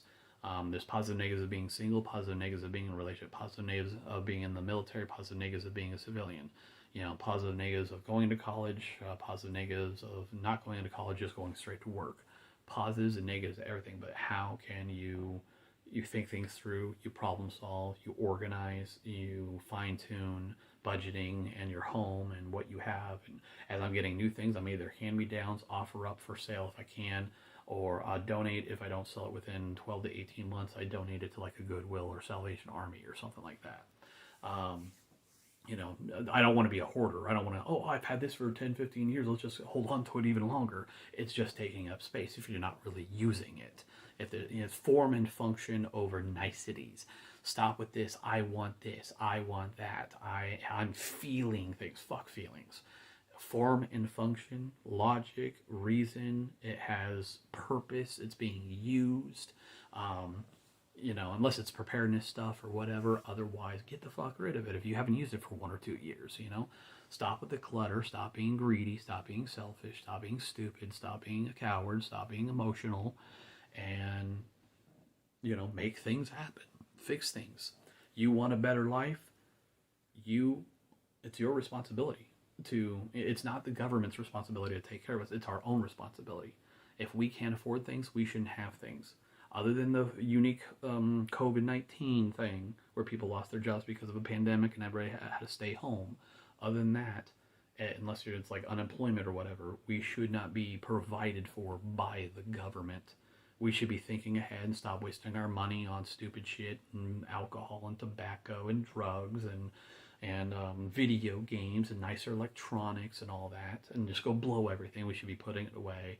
Emergency savings, pay off your debts, have extra, and all that. We should be paying our own way. If you can't afford it, you do not deserve to have it, no matter what it is. I don't care if it's even food and clothes. So, everybody needs to be responsible. Everybody needs to be prepared for like emergency preparedness and have emergency funding and vacation money and savings money and checking account money. Pay off your debts as fast as possible, and it'll save you money and like interest and all that kind of stuff. And improve your credit score, improve your life. Maybe not look for the giant mansion, maybe instead of a tiny house or something, or Airstream trailer or shipping container home. Look at other forms of housing, and downsize and become a minimalist. You don't need as much as our parents did or our grandparents did. Stop being so selfish and greedy and face your own problems. And so you are responsible for your own choices, your own actions, your own decisions, your own destiny. So if you want a better life, then create it for yourself. Where there is a will, there is a way. There's always an answer. There is an answer to every problem, every issue, every scenario. And there's a solution to every one of those, and there's an answer to every hard question. But you might have to dig deep, So, and if it was up to me, like everybody would go in the military for at least 2 to 4 years, serve your country, get the GI Bill, push yourself mentally, emotionally, physically. Do it for either yourself or your children. A better life, better future, benefits, all that kind of stuff. So, if I can do it, y'all can do it. If I can do everything by myself and be fully independent, self-sufficient, and clean and organized and pay all my own bills and not live beyond my means and solve all my own problems and anxieties and issues and really not get hardly help from anybody, then all of you can do the exact same thing. If I can do it, you can do it. If I went from nothing to almost everything I've ever wanted, you can as well. But you have to love yourself first. You have to put yourself first. You have to believe in yourself. If you have kids, they come first, you come second. Significant others should not. They should come last, in my opinion. If you can avoid having kids and having a family and all that until you're in your 30s, 18 to 30, you should be focusing on yourself and education and career and travel and culture and knowledge and experiences and improvement. And then you would have a better life and a better future, but you also got to push yourself. So that's pretty much me. Make it, hit the like button, hit the subscribe button. Ask me any questions, make any comments. And apologies for the long video. All right. So, hope if you stuck with it, you enjoyed this video. And if you did, please subscribe and hit like and make any comments. All right. And then check out my other, 16 other category videos. All right. You guys have a good day. All right. Bye.